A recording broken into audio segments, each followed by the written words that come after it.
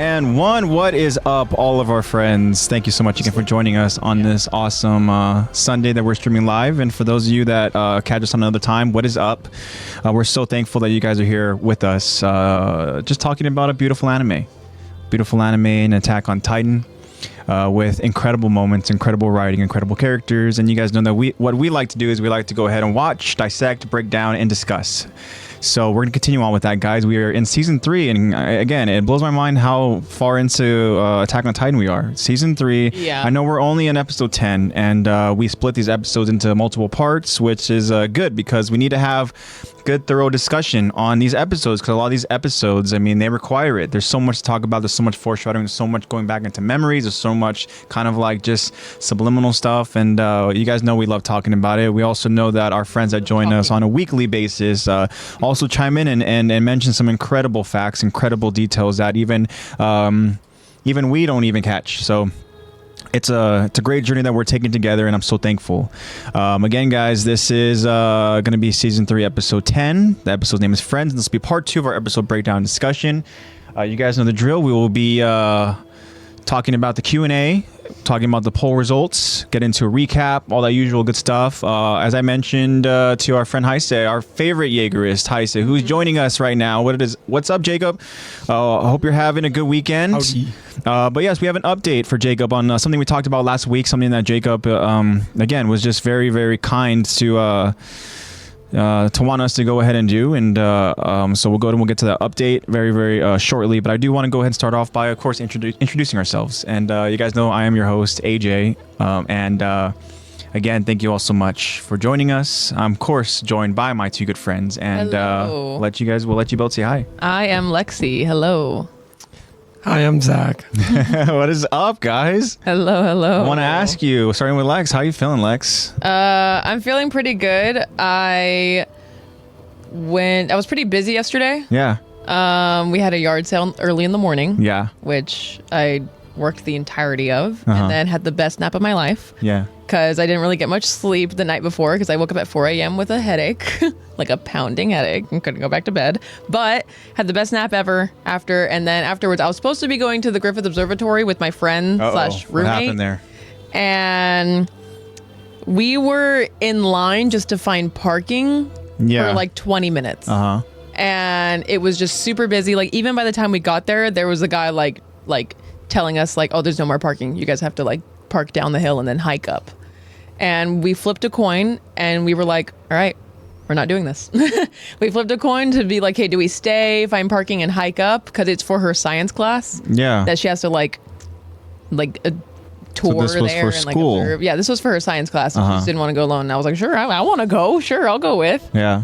And then we flipped a coin, and it was like, okay, we'll you also leave, have and to we'll just kinda- do a virtual tour. It's hard to forget, but you got to also kind of remember summer, Saturday, busy. Yeah, Saturday night. So, Griffith is also where And- people go to for the Hollywood side. yeah. Yeah. There you go, yeah. So it was I very, would very imagine busy. there's also air conditioning in this place as well. Yeah. So all that stuff that people want So to get then we were away like, from. okay, we still want to do something. We're in LA. Like, we made the 1.5-hour drive over here. Let's do something. And what'd you do? We went, okay, so she's not a big anime fan. Otherwise, I would have taken her to Little Tokyo. Well, But Tokyo's always. but we went on to Hollywood Boulevard. And last time we were in Hollywood Boulevard was, I think, last time I was with you. And Yeah, with like during some like friends. around like COVID. So there was like nothing open. Yeah. Everything was open this time. So Yeah. we toured the entirety of, like, we paid for admission and everything, and did the entirety of the Ripley's Believe It or Not. And it was really cool. Yeah. I stood next to the world's tallest man and like the women with the most body modifications, and I saw a lot of 2-headed animals and cyclops animals, and it was Wow. and I got scared a couple times because there's some jump scare stuff. Oh, really? Like, it's like harmless jump scare stuff. Yeah. Like, I remember I was talking to her. Her name's Kathleen, my friend and my roommate that went. Shout out. She was like, I was telling her, and I was like, oh yeah, there's like people in costumes and stuff too, like on I almost said Whittier Boulevard, on Hollywood Boulevard, and I was like, yeah, there's always a guy with a snake. And like every time I pass by, I always like, there's always a part of me that's like, I want to hold the snake, because I'm not really afraid of snakes. I think snakes are kind of cool. But then she was like, I can't do snakes. She's like, I'm just telling you right now, I cannot do snakes. That's the one thing I can't do. And I was like, oh, okay.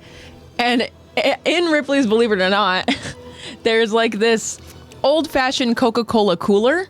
Filled with snakes. And she like opened it because it's an interactive experience. So she opened it and inside was a fake snake that jumps out at you and hisses. Oh, okay. And that's the one thing that she opened. And So she shat herself. She's already a super jumpy person.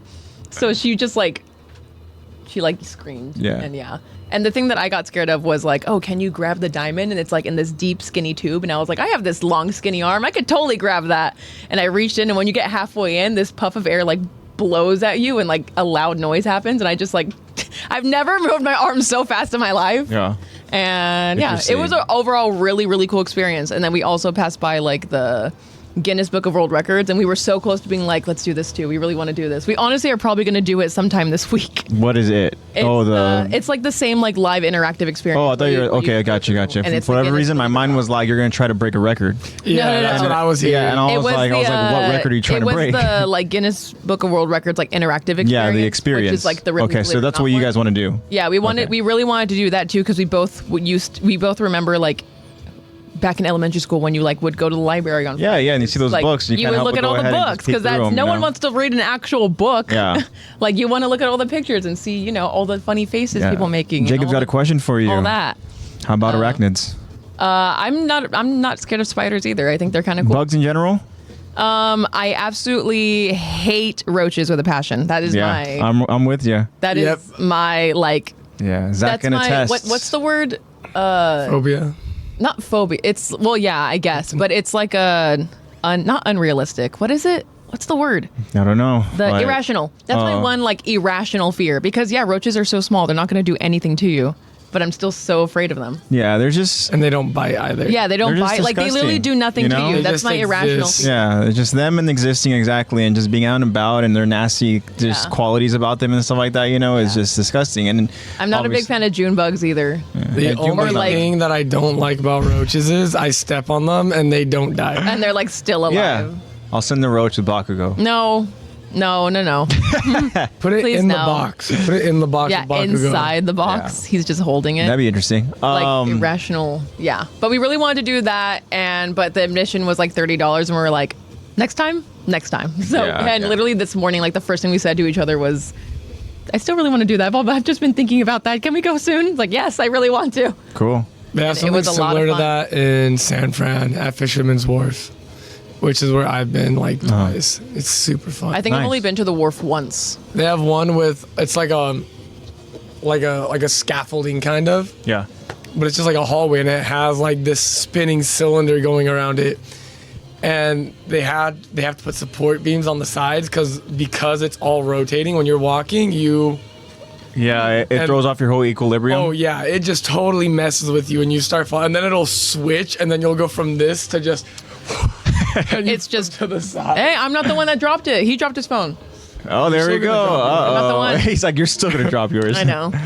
So All right. far. Very cool. Happy to hear that you had a good weekend, Lex. I want to ask you now, Zach, it how was you a doing? lot of fun. I need sleep. Yeah, Zach needs some sleep. I know that Zach yesterday told me that he pulled an all-nighter because he had to go ahead and be at the airport very, very early. And I was like, I'm just gonna stay awake. Yeah, so you've probably just had pockets of naps, huh? Is what you probably have I was had. going to say, have you at least had any naps? I was up until 5:45 a.m. yesterday. Yeah, wow. So Today, I guess. yeah.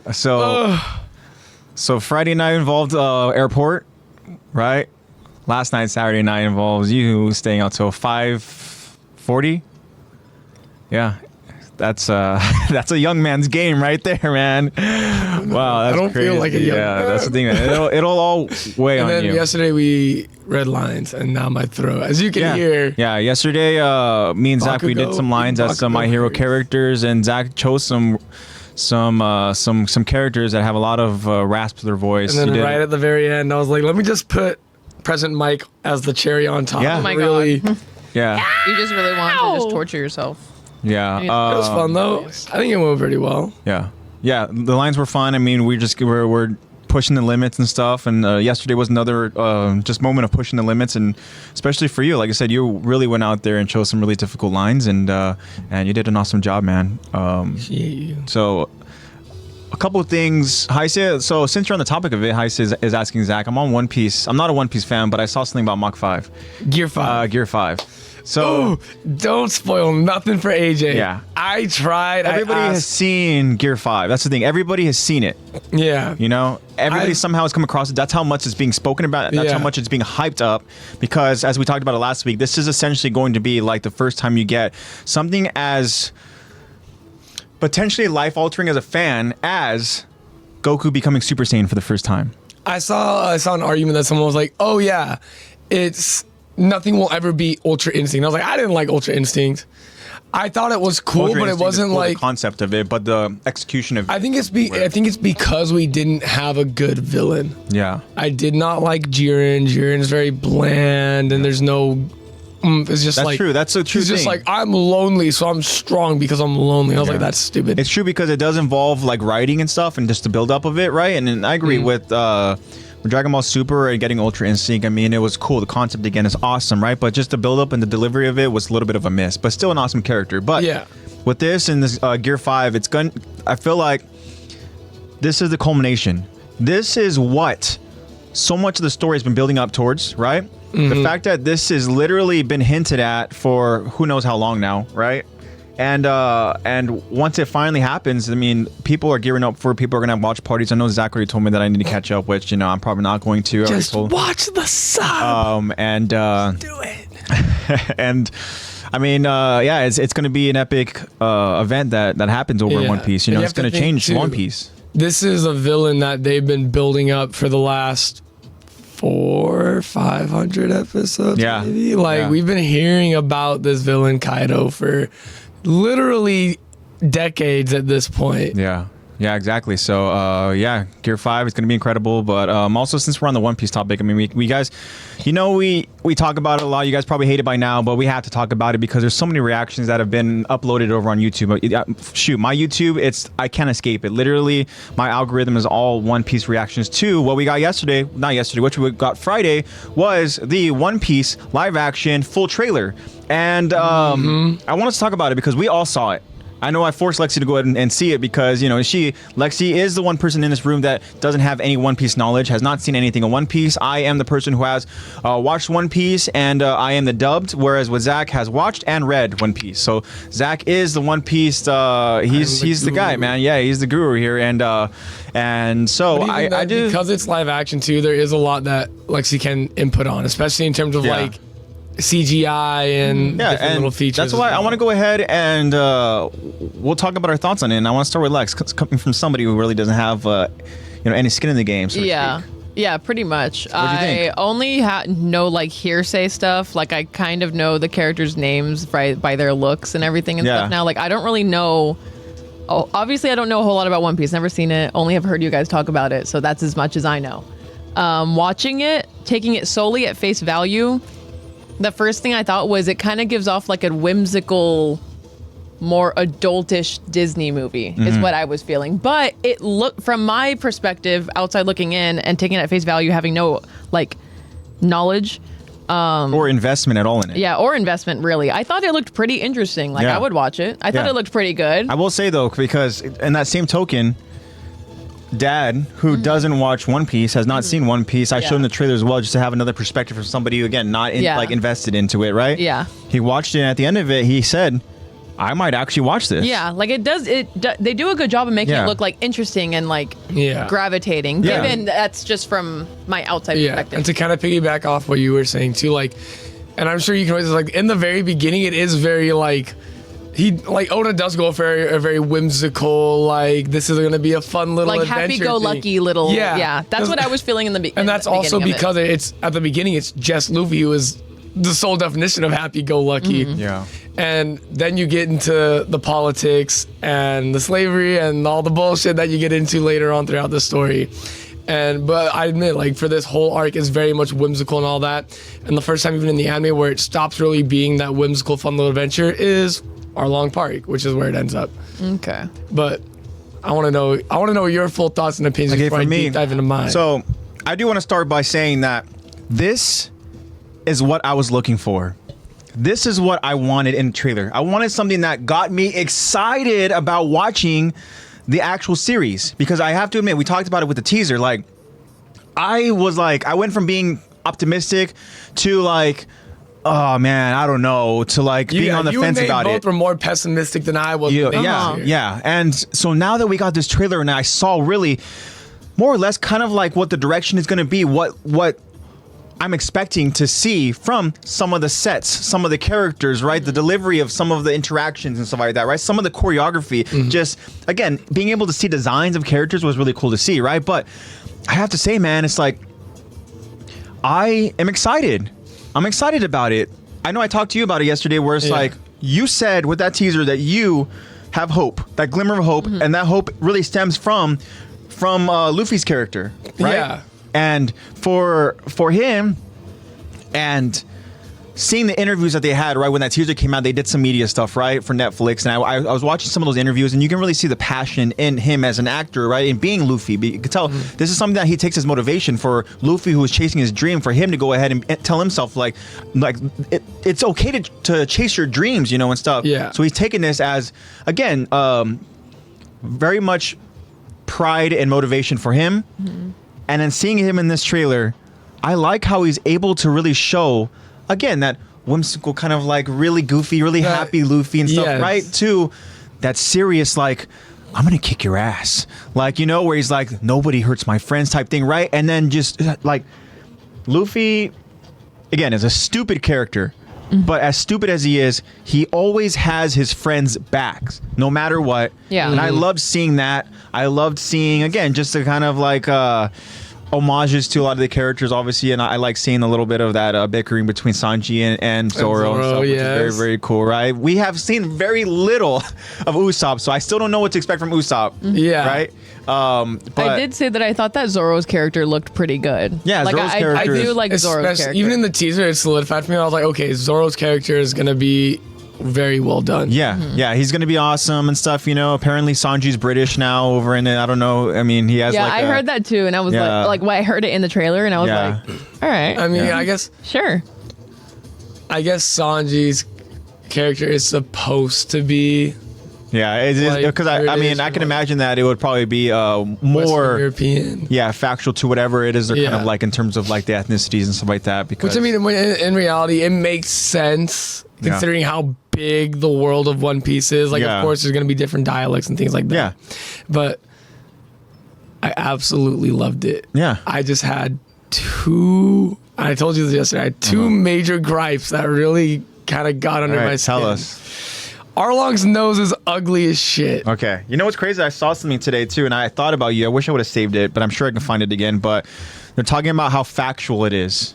Because Arlong is based off of a certain shark. Yeah. That shark's nose has that same design. So I guess that's why they did that, is because It's more authentic. Yeah, they made it authentic. They made it look like as real as it possibly can be from a fishman, you know? With cosmetic rather than CGI. And I understand the whole point of wanting to go for cosmetic. I completely get it. I love like practical effects. I will say, Yeah. I hate when like horror movies or like anything just like relies on CGI. I want to see practical effects and like, yes, CGI the tubes out that you use for the fake blood. That's like IRL. I love practical effects. I wish that was utilized more in this day and age. Yeah. And the thing for me is though, like, because I totally understand that, like you said, for like, Yeah. but like I understand that from like horror movies and other things, but when it's coming to like an anime adaptation, like when it's coming to an adaptation of an anime where it's as far from realistic as it can be, especially with one like One Piece, I'm like, embrace CGI. Like if they could have given me something like Davy Jones from Pirates of the Caribbean, like how he has the tentacles, like that would have been That was one of the movies that we compare that I like. A lot of people compare it to Pirates of the Caribbean, It felt kind of like Pirates of the Caribbean. But again, with Davy Jones and that whole design, that was all just CGI. Yeah, exactly. That's what I'm saying. Like, but they made it look legit, so I agree. Like if they did that and they made it an example of CGI that was done nearly perfectly well. And what really pissed me off about Arlong's nose is if they can give Arlong a fucking nose, why can't Usopp get a fucking nose? Usopp doesn't have his long nose. Yeah, for sure. Yeah, I have to admit, Arlong was a little bit of that one was kind of like a shock of seeing and what the character looks like. Yeah, you know. The only reason why it doesn't bother me even more is just because it's like, if we get season 2, he's not even gonna be in it. Yeah, like, we haven't seen Arlong since then. Yeah, but then the other thing that genuinely, because I know I've said this before, I'm very big on like fight choreo. and smooth transitions in combat in any sort of like cinema. Yeah. You can totally tell Sanji's on cables, and he has this little floaty effect after when they're at Arlong Park, and he jumps in to save Zoro. Save Zoro, yeah. And he kicks, and then he floats down, and I was like, there's no shift in momentum. Yeah, it's just so out of place, and like that that's bothers one. me too. Yeah, and that's one reason why I never got into what was it the Hawkeye show. Yeah, all those Disney girl. Pluses and Yeah. stuff. Yeah, The Hawkeye. fight choreo for me was so painful to watch that I got 2 episodes in and I was like, I'm done. yeah. And I was like, I know I've seen Zoro's fight choreo. I know it's gonna be good. I've loved how Luffy's stretching has been working. Yeah. That's what in the I was trailer. really curious about because, like, again, one of the little things I do know about One Piece is that Luffy has like that. What's it called? Like the Stretches. gum gum fruit. Yeah, the gum gum, Rubber, yeah. rubber man. That's what he eats, and he's very stretchy, and that's. Like, I was concerned of how How it's that's going to be look, so weird to put in a live action. Yeah. And by the way that they did it, I thought that it was pretty good. Yeah. That's one Just of the from so far hardest from what we things to see, do in it's any just going to live be action. hard watching and not feeling like an uncanny valley off easy kind of feeling. Just being like, why is he stretching like that? Yeah, and it's like we said it before. That's one of the hardest things to do in any live action using CGI is to make someone stretchy, Yeah. and they did it flawlessly in my opinion. Dude, Like, I was mind blown when I saw and I the think gum the gum scene Gatling gun. yeah, the Gatling yeah. sold it for me. Yeah. because I was looking at it and I was like, I don't know why I got a flashback to Luffy versus Rob Lucci. Ooh. That's what I was like. Damn, Yeah, I was like, man. okay. And then the scene where he pulls his cheek, or I guess his mouth. Yeah. Like, I was like, okay, Yeah. I have high hopes. Yeah, that looked pretty It didn't look goofy. It didn't look dumb. It didn't look like it was like completely like, oh my gosh, that is as clear cut CGI as you can get. Like we all know it's CGI, but the fact that we're like, our minds like wow, That could pass. that actually Yeah. looks like it. That looks pretty good. You know, Yeah. like that's all we're asking for, right? Yeah. Which All around, I'd give it a solid 8.75 out of 10. beautiful. Got I like me it. excited. Yeah, it got me very much excited. It's very cool. Did Heisei. you go in? I have a question. Did you go in with low expectations though? I was very excited about what I was seeing being reported, right? I was looking at a lot of different articles and stuff because we know that this is something that was greenlit like 3 years ago. Yeah. Right. And so now that we're here and stuff, and I was kind of expecting like, all right, we're getting close to when it's supposed to be released. Okay. But then some of the reports coming out about like they did screen tests. You know, Oda even wrote out like a letter, like pretty much like, please just, bear with us. We're trying to find, like a way to compromise, so to speak. Right. Because what I was reading is that for people who have no familiarity with One Piece and they watched the screen test, they were so lost. It was so dumb. They didn't like it. Right. But, so again, my kind of like optimism really dropped to like, okay, I can't go into this thing with any sort of, high hopes whatsoever. Because again, I'm just gonna go ahead and be let down. It's gonna be another poor adaptation of a live action, right? Yeah. And then the teaser came out, and I was happened like, way too see, often. that's kind of what I would expect. Like, okay, it's gonna be blah blah And blah, then- very corny and stuff. Yeah, Like and I feel like gimmicky. one thing too is like we talked about with Nate. Yeah. I wasn't so hung up on the teaser because I was like, that was all stuff that they had filmed and recorded Yeah. like a year and a half ago, and I was like a year and a half ago. And I'm like, okay, so this isn't like I know the new CGI stuff. bugged you about that, the sea monster and stuff, right? Oh yeah, that one pissed me off. Yeah. But The trailer. the trailer, that's why I wasn't so hung up on the teaser because it's a teaser. Yeah. And it's meant to use old stuff just to Yeah. get a reaction from the public. But the trailer Trailer that has me one- excited again. that one got me ready. So to answer your question, Lex, the trailer reignited that excitement. Yeah. This is such a good time for One your Piece. expectations have changed a little. And I told Zach, don't get mad at me if he's asking me, so where are you Oh, at in no. One Piece? If I'm like, so I actually stopped watching One Piece to start watching the live action One Piece. Yeah. And I'm like, I was like, I will take this bottle and just, Yeah. like, I'm sorry. You know.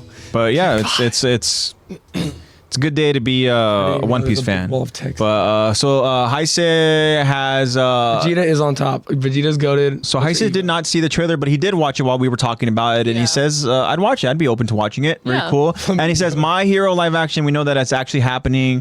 Probably again they announced it, so give it a couple of years before it actually becomes Yeah. like where we actually see some stuff." Tangible. But yeah, I agree. AJ Shigaraki, yeah, I would need that. Yeah, that needs to That'd be great. happen. I can't be Zach needs to be Bakugo. Lexi, your headphone jack. Yeah, I can totally see both of those things. Cool. Zach did a ton of Bakugo lines last night. I did. Zach, you did.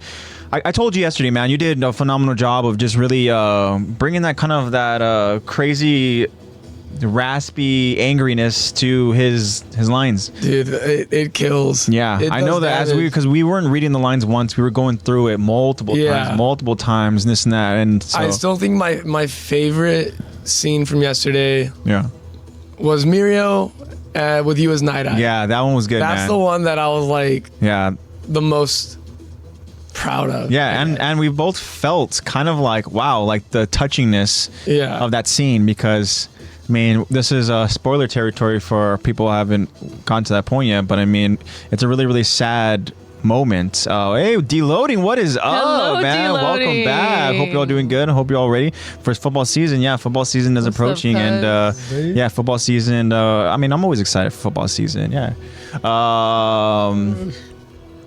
but something else Heise, I think Heise might have mentioned over the top. Oh yeah, it was about the pops that he said that they're here, and so we do want to now give an update, some good news to you, and what I want either Alexi or Zach to do is to go ahead and type this out in chat if you can. But we I mentioned how we were going to get a P.O. box, and we have a P.O. box. So there we go. So again, I can work on adding that to the link tree. yeah, that'd be perfect, Lex. That, and then so make you sure like I do want to. I have the Q&A and pull stuff up. Okay, do you want to go ahead and type that in chat if you can? But we're gonna type in the mailing address for the PO box, and again, if you guys have anything you guys want to send us, we're just very, very thankful. And you don't just, have to. Don't feel obligated. And yeah, and you guys obviously don't have to. But Heise mentioned that he has some pops that he wants us to sign, and thank you so much again for that, Heise. And we're just honored.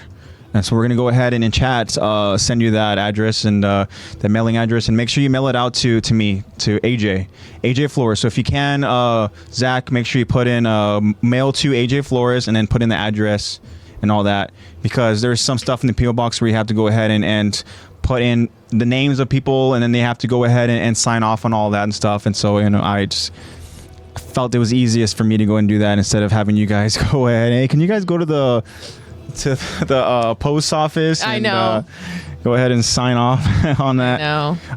But yeah, so update, we do have a PO box now, which is cool. So again, if you guys want to go ahead and send us anything, send us some art, or anything, like again, Josh wants to sign some stuff, then we would be absolutely honored and very, very thankful. And like I said, if you guys are sending any art, then I want to go ahead and put that art up here behind me.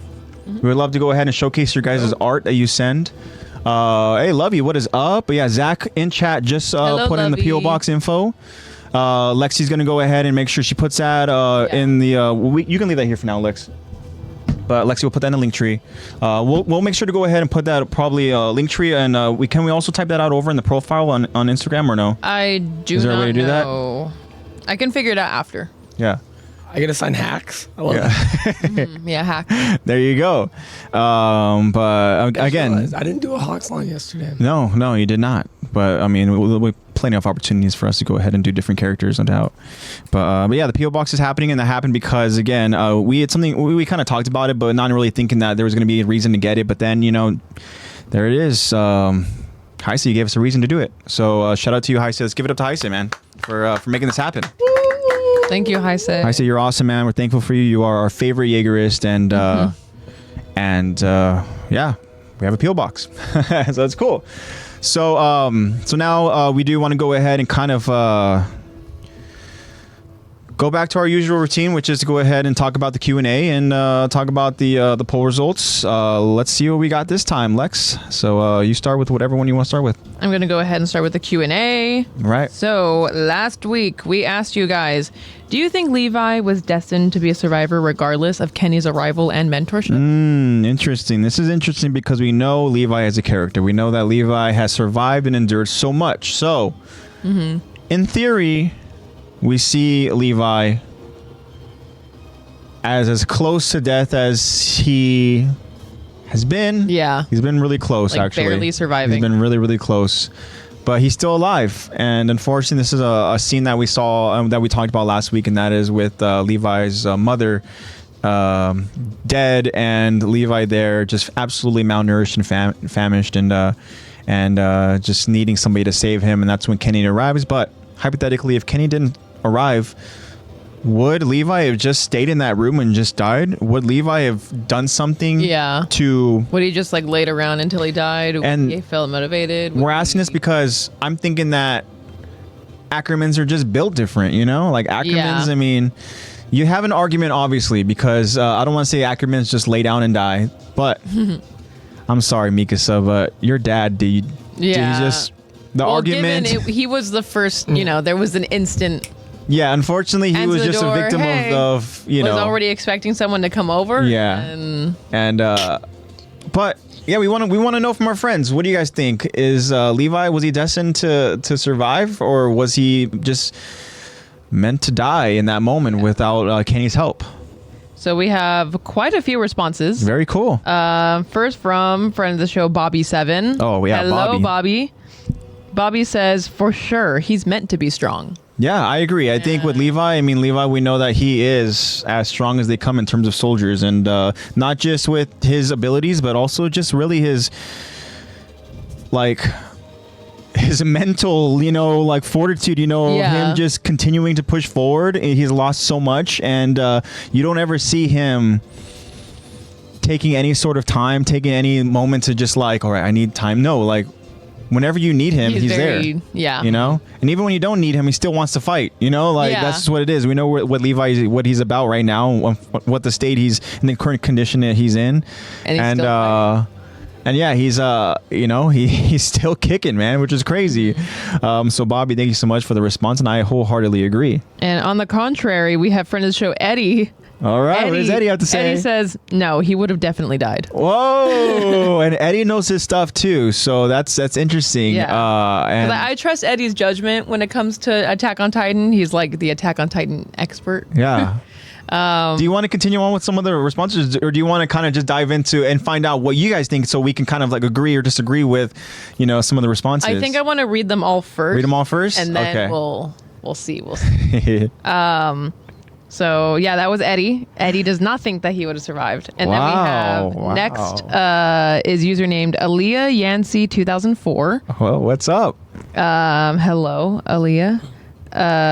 She says simply no. No. Okay. And then for the show, I am Storm. Thank you for the response, Aaliyah. I am Storm. Yes. AKA Heise, AKA Jacob. What does Jacob have to say? Says, yes, he was born to fight and be a badass. Yeah, there we go. Yeah. Destined to be a badass. All right. Yep. Thank you for that. Yes. And then we have Hater Xenon, which is Jacob. Yeah, Josh, right? Josh, sorry. Yeah. Another J name, which is Josh. Yeah. Says he would have most likely died along with his mom if not for Kenny. Interesting. So he's kind of in agreement with Eddie. With Eddie and with Aaliyah. And then we have next is user the Lily Kate. Okay, what is up? Hello, the Lily Kate. They say yes because Levi's not allowed the sweet yes because Levi's not allowed the sweet release of death. He's tried to die so many times. I really like that response, Lily. Good job. Yes, Lily, that is a great response. We love you for that. Levi's wow, not that allowed was great. The sweet release of death. Oh my gosh. And then last response is from Rena Nell 9614, very loyal listener. Yes. She says simply yes. Yes. And that is all of the Q&A responses. Interesting. Thank you for all of those responses. Thank you so much. So now that leads me to ask you both. We can start with Lexi, of course. Lexi, what is your response to this question? And after reading everything and thinking very realistically, I feel like Kenny would have... I feel like Levi... Kenny would have died. I feel like Levi would have died if Kenny was not there. I think he probably would have died with his mom. Really? Yeah. Or not be as resilient and not as much as a survivor if Kenny was not there. Interesting. So I'm kind of in agreement with, who is it? Aaliyah and Eddie. Aaliyah and Eddie, yeah. And Josh. Yeah, Josh also said that. Yeah, Josh, he would have most likely died along with his mom if not for Kenny. Yeah, I very much agree. Okay. What about you, Zach? Dead as hell. He's dead as hell. Wow. Levi didn't even pick up his survivor instinct until maybe it was either with Kenny, but I feel like it was more with Irwin. Yeah. Irwin is where Levi really was like, okay, now I fight for myself to like survive and I fight for others. But with Kenny, it was more just like, do what you can. Yeah. Because even then, when Irwin finds Levi, I don't think he's in like the best shape either. And he was just more getting by than he was. It was literally survival. Yeah. It wasn't like he was getting by, like he wasn't well off, like he wasn't living a life. He was just getting by and surviving. And like when he found Irwin is when he really like started to like really handle his shit. He got a little bit domesticated. I guess, right? But it was like, you know, because we're gonna see Levi in a very just like Wolverine state here in this episode. I mean, we saw a glimpse of it, and in last week's episode, we know why Kenny he left Levi, and that's because he saw a monster.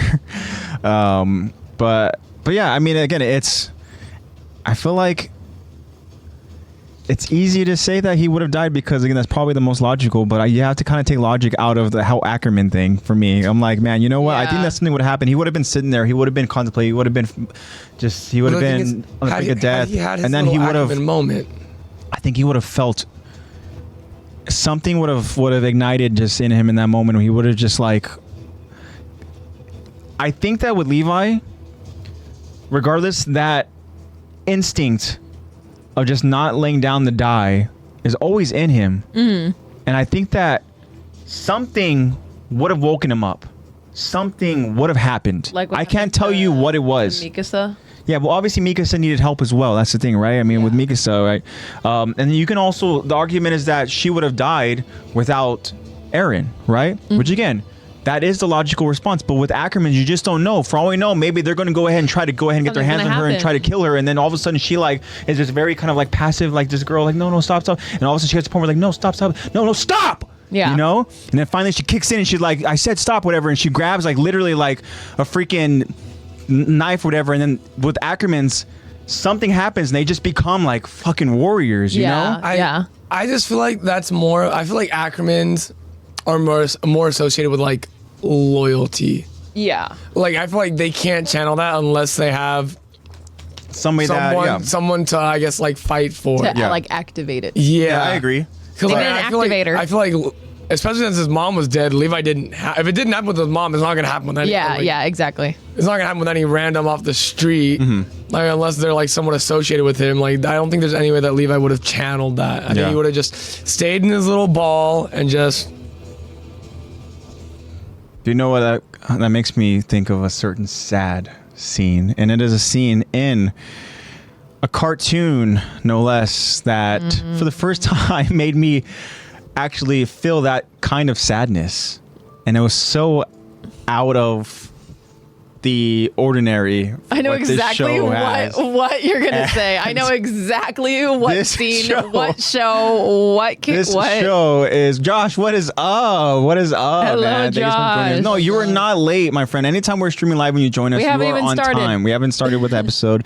Lexi agrees with your response in regards to Levi. I completely agree with your Q&A response. Zach does as well, and I think Levi would have found a way. I don't know what it would have been. I can't speculate. I could just say that with Ackermans, they just don't die. But in this idea of just laying down and dying, made me think of this show called, and you guys might be familiar with it because it's a popular one. It's coming back. It is coming back. Is Futurama. And there is an episode called Jurassic Bark. And Futurama had no business making people feel this sad at the end of this episode because, Cliff Notes, they are obviously in the future. They find this dog in this museum, and Fry goes, "Hey, that's my dog." You know, the professor goes and has a way to bring these dogs back, bring fossils back, and so they do it. And then they go ahead and at the end of the episode, they find that this dog lived years longer without Fry. Fry, you know, for people who haven't seen Futurama, in the first episode, Fry gets frozen and he ends up getting thawed out into the future. So if you ever want to go ahead and feel sad, watch this episode. How far into Futurama is it? I would say probably it's either season 2 or season 3. Yeah. Right. How many seasons of Futurama? There's I think there were like 4 seasons, but Is then it they like brought it kind of back. like a Family Guy-esque thing where it's just it's adult comedy type thing, you know. Yeah, it's adult, yeah. It's from the makers, obviously, of The Simpsons. I Yeah. believe Matt Groening is his name, but so Fry goes and he Macaroni? notices that I think that's his name. Yeah. Yeah, macaroni. with cheese. Yeah, and Fry notices that he lived, I can't remember exactly, but X amount of years without him, and so Fry tells the professor to stop. Yeah. He lives all these years without me. He probably found another owner. He probably lived another great life, and I don't want to go ahead and bring him back.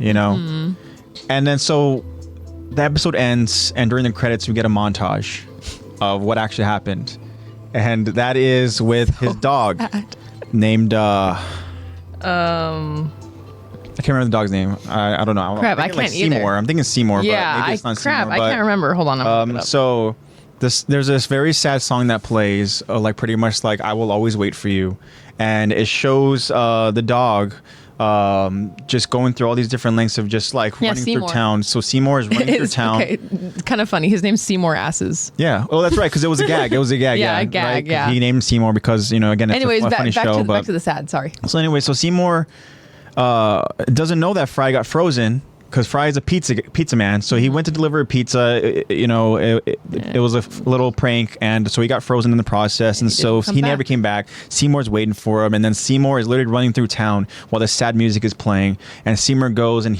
can't find him. He's looking. He's trying to sniff. He finds these different clues. He gets close, and then so Fry's parents go ahead and they go and they take him back. And so Seymour now is waiting at that pizza place where Fry worked at. And it shows all these different seasons as Seymour is there at the front porch of it, just waiting. Time lapse of all this different weather, years and years go by. You see Seymour getting older and older and older, and then the last scene you see is Seymour, just this old dog, just like go ahead and just close his eyes. Yeah, and that's the end of sad Seymour. because obviously Fry could have brought him back, but he didn't, because he thought all that those Seymour years wanted was Fry. Yeah, and he waited And years and years for him. At his pizza place. So if you ever want to go ahead and see that scene, you can. It's on YouTube. So out of the ordinary. That just reminded me of there's I forget what city it is. I think it's a European city, and there's a dog, and his owner passed away, and they would sit at this fountain every day. Yeah. So every day the dog goes from the home and on his own makes the same walk to the fountain and sits at the fountain all day. And all the locals know the dog and they give him treats and they pet him. Oh, that's and cool. with him. Every day the dog. But he goes back to that. Every day. And then he goes back home when the sun sets and You gotta love dogs. But yeah, what is up, Jopa? What's up? Jopa Hi, just forgot how Jopa. sad and depressing the episode was. Yeah, It's so out of the ordinary though, episode- because normally Futurama is goofy adult slapstick humor. all I know about Yeah. Futurama is Bender. Bender. Yeah, Yeah. Bender is a lot of people's favorite character, and Joe Bender is DiMaggio. he's an awesome character and stuff. And yeah, Futurama just kind of throws and then little you just have ballpark that episodes random of super sad moments. episode. Yeah. But yeah, so that's what it made me think of, just this very malnourished Levi just there. What's Futurama on? Futurama, it's on Hulu. It's on Yeah. Hulu is probably your best bet because it's coming back on Hulu. Yeah, they're Yeah. making new episodes. It's coming. Yeah, it's a fun show to binge watch. I mean, because you can go ahead and just it's Watch it forever. there's a lot of different stuff, good episodes and all that. But yeah. So in regards to that question about Levi, Evil. I want to say thank you guys so much for everybody that responded. And, we got a lot of good responses, and Yes, thank you. it seemed like the majority was Sorry that to kill the Levi. vibe. It seemed like the majority was that Levi. We all, most people think that Levi would have died in that moment. And Death to the child. And again, for me, my only thing is just the idea of him being an Ackerman and stuff. And I understand he was very young, so there's a good chance he would have died. I just kind of have that hope that he wouldn't have in that moment, much like me and a few others in that response. So thank you so much for everybody. And now we have a poll question to go ahead and talk about. Yes. For the poll we asked you guys last week is, what is the most impressive threat that Kenny has survived? Yes. So Kenny has survived quite a bit. He is another Ackerman. And this was kind of tricky finding some key moments because for him, just in general, he's just survived. But in finding specifics, it's like, what has he survived? And we found a few. And so I'm kind of curious to see between two of the options, right? Because we have a few of them, but there's two that we were thinking of. We're like, okay, maybe it's going to come down to that. And Lexi has seen the results. I have not seen the results, so I'd be surprised if those two aren't the top vote getters. But yeah, it's an interesting question to go ahead and ask. I do want to very quickly go ahead and update Josh that because you were here last week when we talked about the PO box, but Zach put in the PO box address over in chat, so you can go ahead and scroll up and see that. So without further ado now, and no more suspense and build up, Lexi, go ahead and tell us what the options were. So the options, in no particular order, are Founding Titan Uri, Yeah. Captain Levi and the Scouts, Underground Chapel collapsing, and being an Ackerman. Yeah. So Simply being an Ackerman. Being an Ackerman is just one of those things about how Someone's always out to get you. He's talked about how it's like, Ackermans were shunned. Ackermans were just kind of like tossed away for reasons beyond their knowledge, and that reasons being pretty much that the royal family, right, that they couldn't control the Ackermans. And so if you can't control them, where the royal family is able to control everybody else, then of course you have to go ahead and get rid of what your potentially biggest threat is.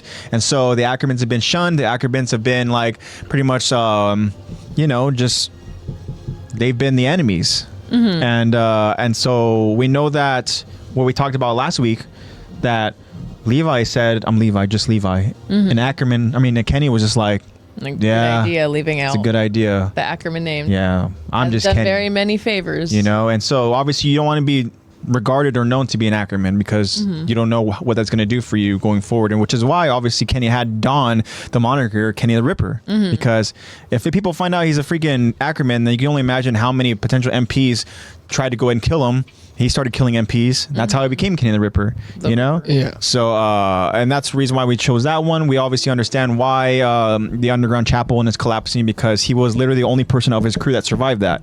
So, for him to go ahead and survive that is obviously that's pretty incredible. Yeah. The other two options we had were, remind me again, Lex? The first one, Founding Titan Uri, right? And then Captain Levi and the Scouts, and then Underground Chapel collapsing. So, the first one we talked about it last week, and that is when he encounters Uri. Obviously, he was tipped to go ahead and find this Founding Titan and potentially kill him. We don't know necessarily, but Kenny arrived. He saw Uri, and Uri, he is a Titan, and he very easily could have killed Kenny. And that is also not a South Park reference. But yeah, Kenny could have died very easily. We understand that he didn't. Powers beyond him. We know that we're going to find out that Uri is a religious guy. So, but for Kenny to just survive that, again, it's incredible. And then for the last one, the second choice, I should say, is that obviously for Kenny to survive Captain Levi and the Scouts. Who can say that they survived? Yeah. Going to a war with Captain Levi and the Scouts. Yeah. The Scouts already alone is impressive, but Captain Levi too? Yeah. Like that Levi squad? Yeah. So real quick over in chat, we'll get to the responses. The results, but Isis says, hear me out.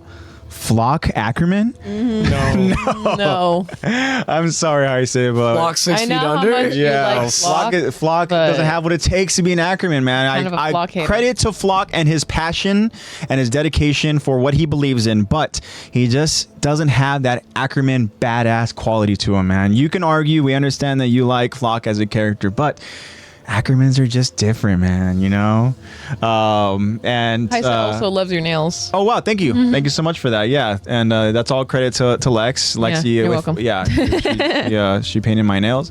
Josh says it's also funny knowing Kenny ran into the female Titan too whenever Annie was in the underground. Yeah, it's a scene that is very, very interesting to me. I remember seeing that, and I was even kind of like, whoa, did that happen? I don't know if that was just like kind of like a Mandela effect that came across, because we haven't come across that scene again. Yeah. And so I was even trying to remember where that scene was from.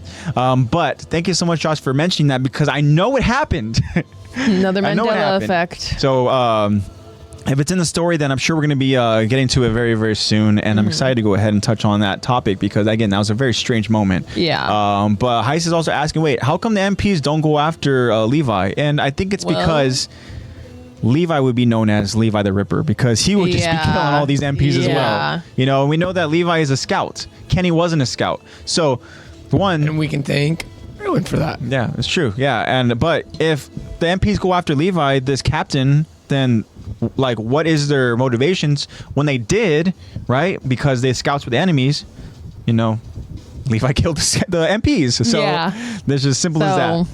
Anti-personnel control squad. Yeah. Hey, you remembered. I did. Oh, I did. all right. It's in this episode. So let's see how the votes turned out.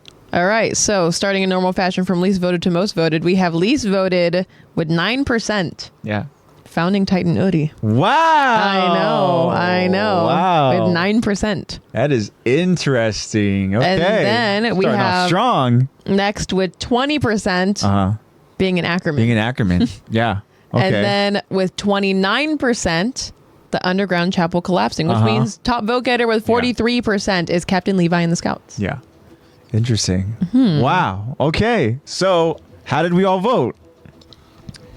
Honestly, I think I voted for Founding Titan Uri because I think that was like the most shocking of them all because it's like that is the founding Titan. Let's not forget in your though, grasp. we didn't add it in that specific, answer, but there was also Rod Rice there who with his rifle pointing it at Kenny, very willing to just do the job knowing that Udi has a soft spot for his potential victims, right? We don't know exactly how many people Udi ended up killing. Yeah. Right? We do know that there was somebody on the council who tipped Kenny who suddenly disappeared. Yeah. And Kenny took his spot. Out of nowhere. So, but man, that's I'm so shocked that is the least vote getter. Yeah. We have Heises saying that he voted for being an Ackerman because the burden that just comes with that. Yeah. I understand that. Agree. Truthfully, I thought that was going to be the least voted. I know, same. I thought so too. But yeah, that surprised me. And Founding Titan Uri being, dang, that's crazy. How did you vote? I thought I was voting for the minority.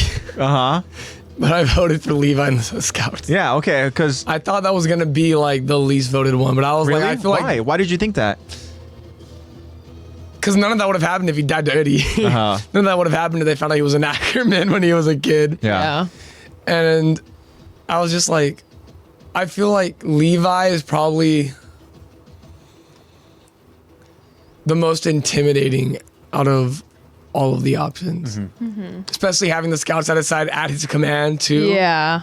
Like with the proper planning and everything behind it. Yeah, and it's not like it's Armin just and Hanji's brains. Some random new Titan they don't know anything about. It's like Levi's like, oh, I know Kenny. Yeah, and the thing too is that with this specific choice, there isn't just one moment that you can think of. There's two moments that you can think of when they battled. Yeah. Right. And so the fact that Kenny survived both of those, regardless of if he survived them without any sort of injury, because we know the final time that they battled, he obviously got pretty much, to the point where he was not going to die, but barely surviving. If he didn't get help from it, then he was going to die from that wound for sure. But that's also why I didn't care much for the underground chapel, because if he hadn't been found, he would have died. He would have turned into a Titan or died, which basically they're the same thing in his situation. So I was like, the underground chapel, he basically died. Endless suffering. Yeah. I think the reason why we added that one is because, again, like I mentioned at the start, there was hard to find specific moments that Kenny, actually survived, and then I think just the fact that he was the only person of his crew that survived the collapse was kind of like, okay, we can go ahead and throw that in there because he was about to die, but I guess when you go to like the specifics of it, he survived enough to qualify for that being an option. Enough. He climbed out. I'll give him that. He got away from the wreckage. Ooh, man. So Heiser says, I didn't really like Hanji until the very end. I cried. Wow. Yeah. Slander. Yeah. He said he turned a new leaf. It's okay. Yes. He was like, yes. He's like, it wasn't until the end. It wasn't until the end. Yeah, it wasn't until the end. It took that for you to like her? Yeah. All right, but at least you did start to like her. But for me, I also am in the majority. Yeah, I think that, again, I mean, just with Captain Levi, he is such a force to be reckoned with, right? We know that Kenny himself, I mean, he is another force to be reckoned with. He is this legend, right? He is this freaking serial killer. And it's such a cool idea thinking about, you know, just Kenny and his anti-personnel control squad against Levi and the Scouts, right? And we know that they essentially battled twice, right? And you can say that Levi got the better of him both times, but Kenny survived. Regardless of how you go ahead and you kind of, you know, you can give me certain details, you can tell me this or that, you can tell me, oh, but he got knocked out their first fight, he got whatever. He survived. Yeah, you he know? still survived. Yeah. That fight within the walls is probably one of my favorite bits of animation in Attack on Titan. Yeah. Yeah, I mean, again, it's one of those scenes that a lot of people talk about in terms of like live action Attack on Titan. They're like, how are you going to execute that scene? That's so difficult. You know? Yeah, and again, it's extremely difficult, which is, I would imagine, why, you know, there hasn't been. There have. I'm not going to go ahead and say there haven't been, because there have been live adaptations of Attack on Titan. Most emotional scene.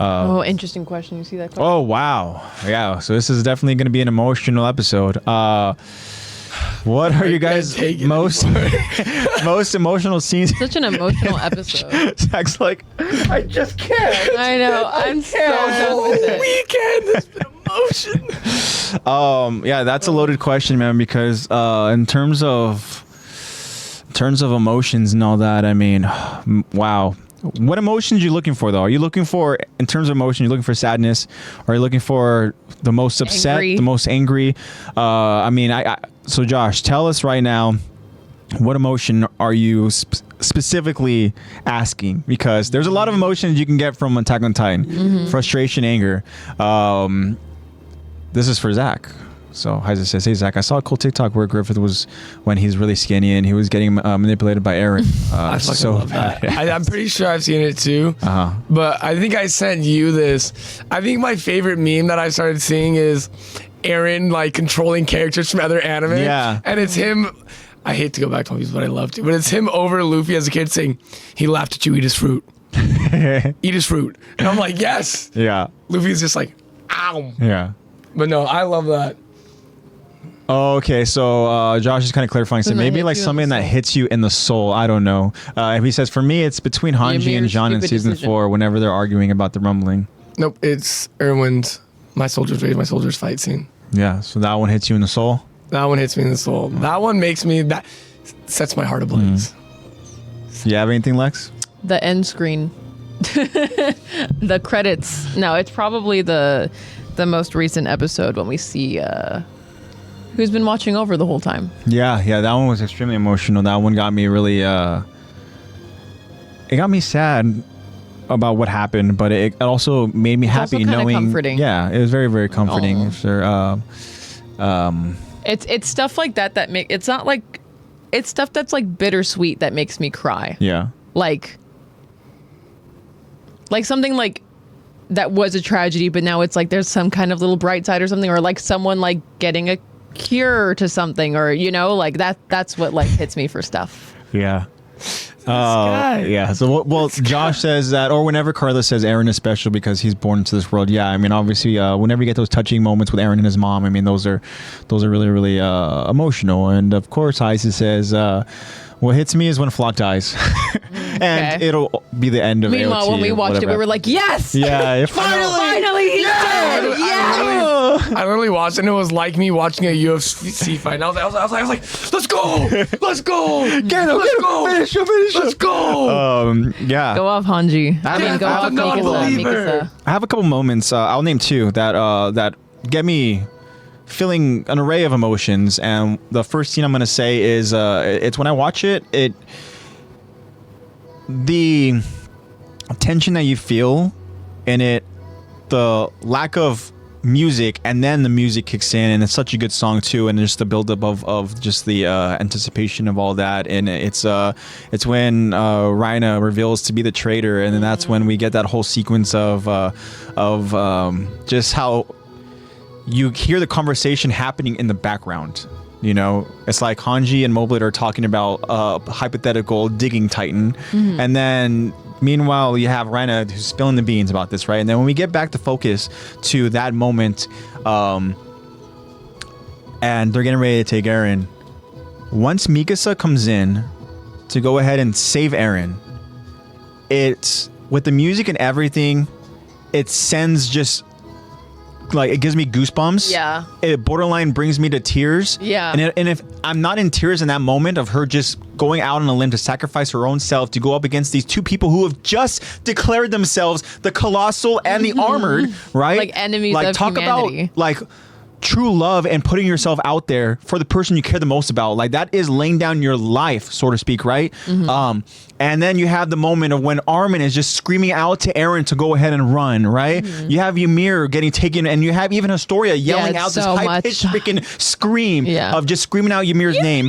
And then you have the moment that, again, if I'm not in tears, this moment brings me to like Yeah. pumped up, excited tears, is when Eren screams out that "damn you, you traitors" and stuff, you know, and it's the way he delivers it. Bryce Papenbrook is an absolute just master for giving us fans that moment. But that scene just gives me so much emotions. It's just an array of emotions, and then I can't help it at the end of it. Just feel so fucking excited. And seeing that genuine rage, and yes, it happens every episode pretty much. And then Alexia just dropped her phone. I was trying so hard. She over here making fun of me. But yeah, exactly. Chills. Damn, yeah. Chills all over the body. It's just an array of just emotions, and I love that scene. And then the only other scene that I'm going to go ahead and mention, just for the sake of the topic, and we can, of course, this is a beautiful question that we can ask in OVAs in the future, but it's when Levi finally gets his hands on the Beast Titan. And when Levi makes an example of Zeke, because Zeke, we see him, and he is just this force to be reckoned with. But then Rhaena and Bertold tell them about this captain named Levi. And then before Zeke can even do anything, Zeke is brought to his freaking knees, right? Levi's carving him up, freaking shreds open that nape, goes and rips this dude out from this. Literally, like, Levi sees this guy for the first time, rips him out of his freaking nape, and shoves his sword, his blade, into his mouth, right? And it's such a moment where I'm like, just a reminder that Levi is such a badass. Yeah, I like the moment where he's like, oh is my this gosh, Levi? Is this Levi? While he's getting cut up.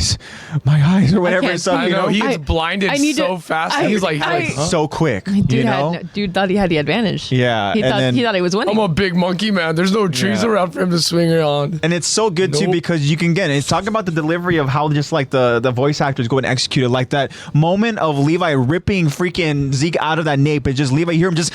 Yeah, like, you know, it's just such a moment where he's like been wanting to do that for so Like, long. so much motivation. you know, So angry and, and so passionate. and gosh, it's so good, man. Those two scenes just like just beautiful. I love it so much. Josh, so I remember Literally standing got up and getting a hype when Eren transforms to fight Yeah. Annie in the forest after killing Levi's squad. Yeah. That's another crazy moment, man. And anytime we can go ahead and get freaking Berserk Eren, it's also very, very cool. Which we've found out that Berserk Eren isn't even canon to the manga. It's just like for the anime, but they're gonna make him, I guess, kind of canon. I think with the final.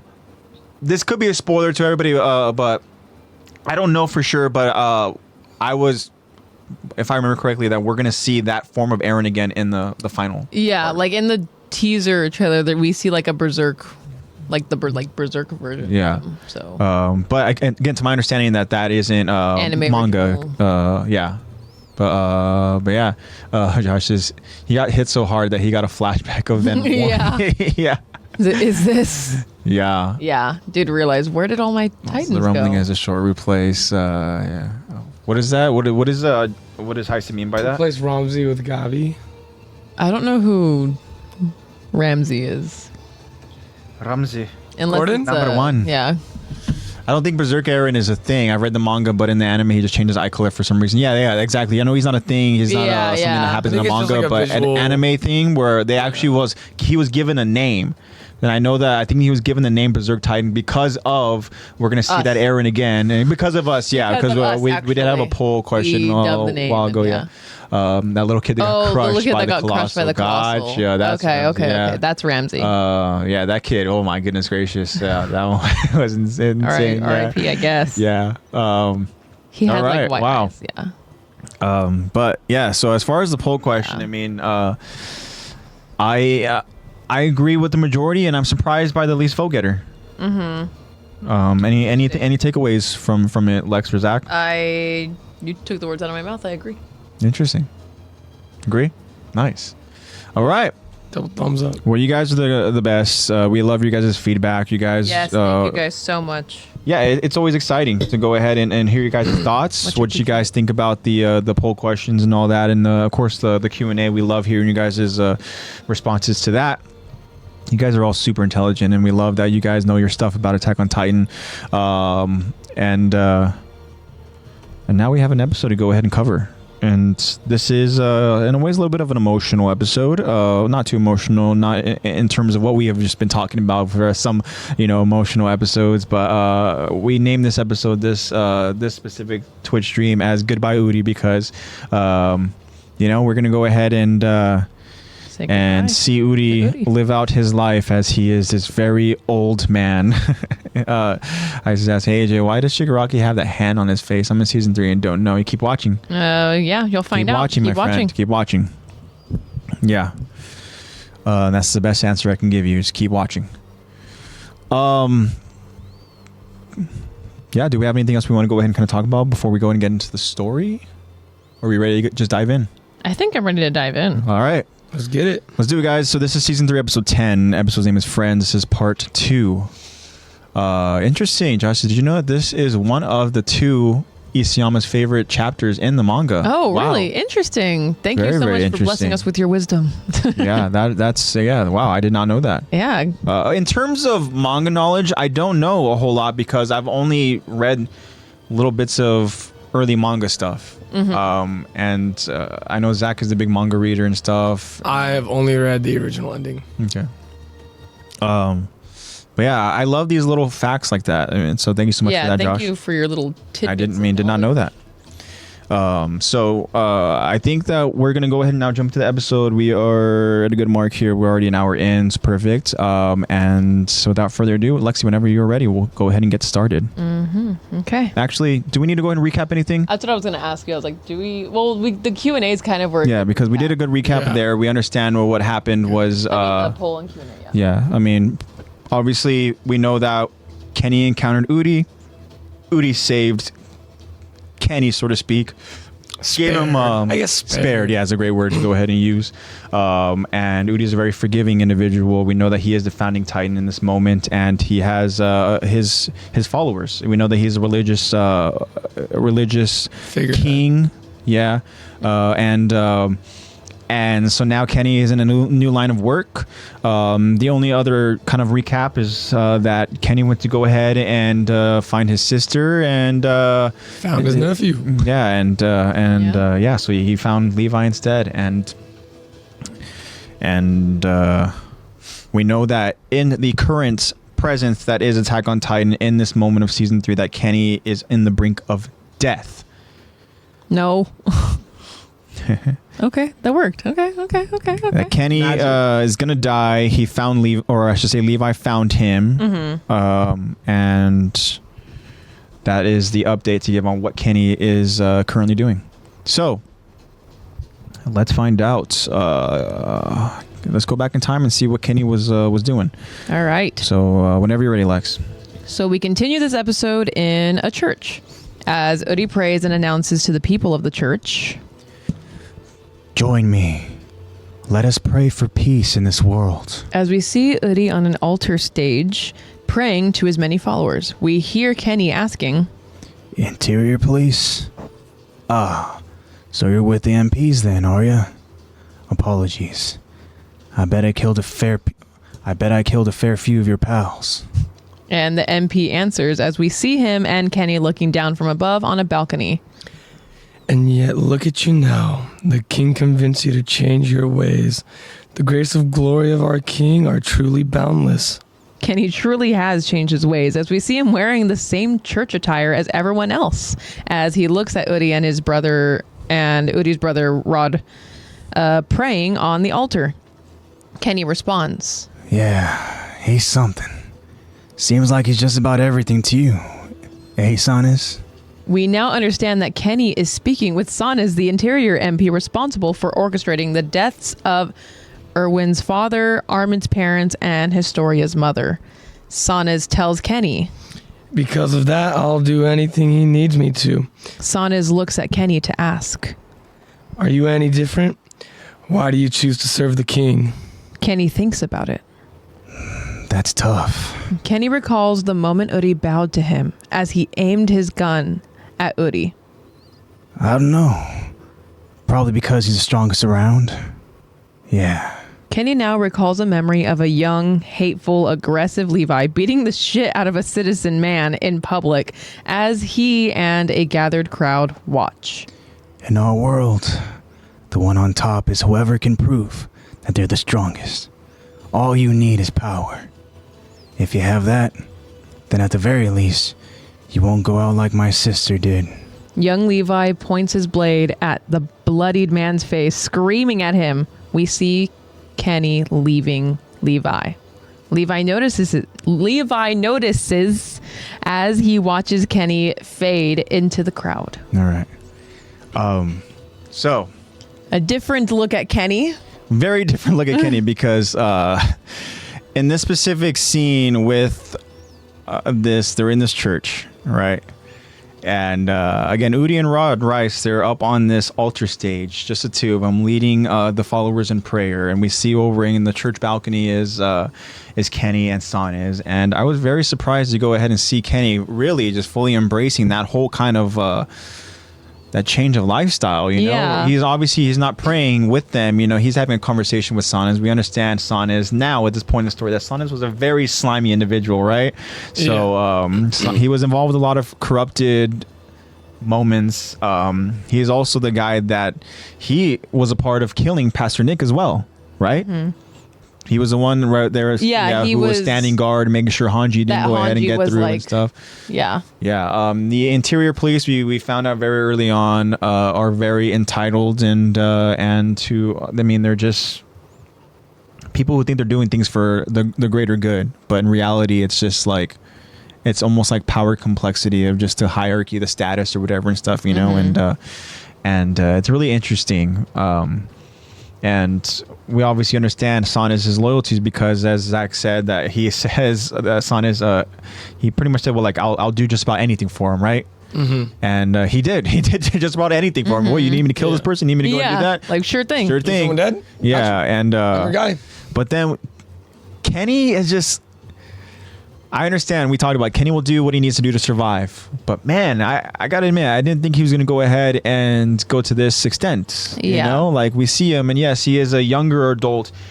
Kenny, he doesn't have all those worn wrinkles on his face and stuff. You know, but doesn't have the stubble and. This is a Kenny who doesn't have his usual Kenny hat. He's not wearing his freaking badass little Kenny the Ripper trench coat. You know, he's wearing the same white robes that the rest of them.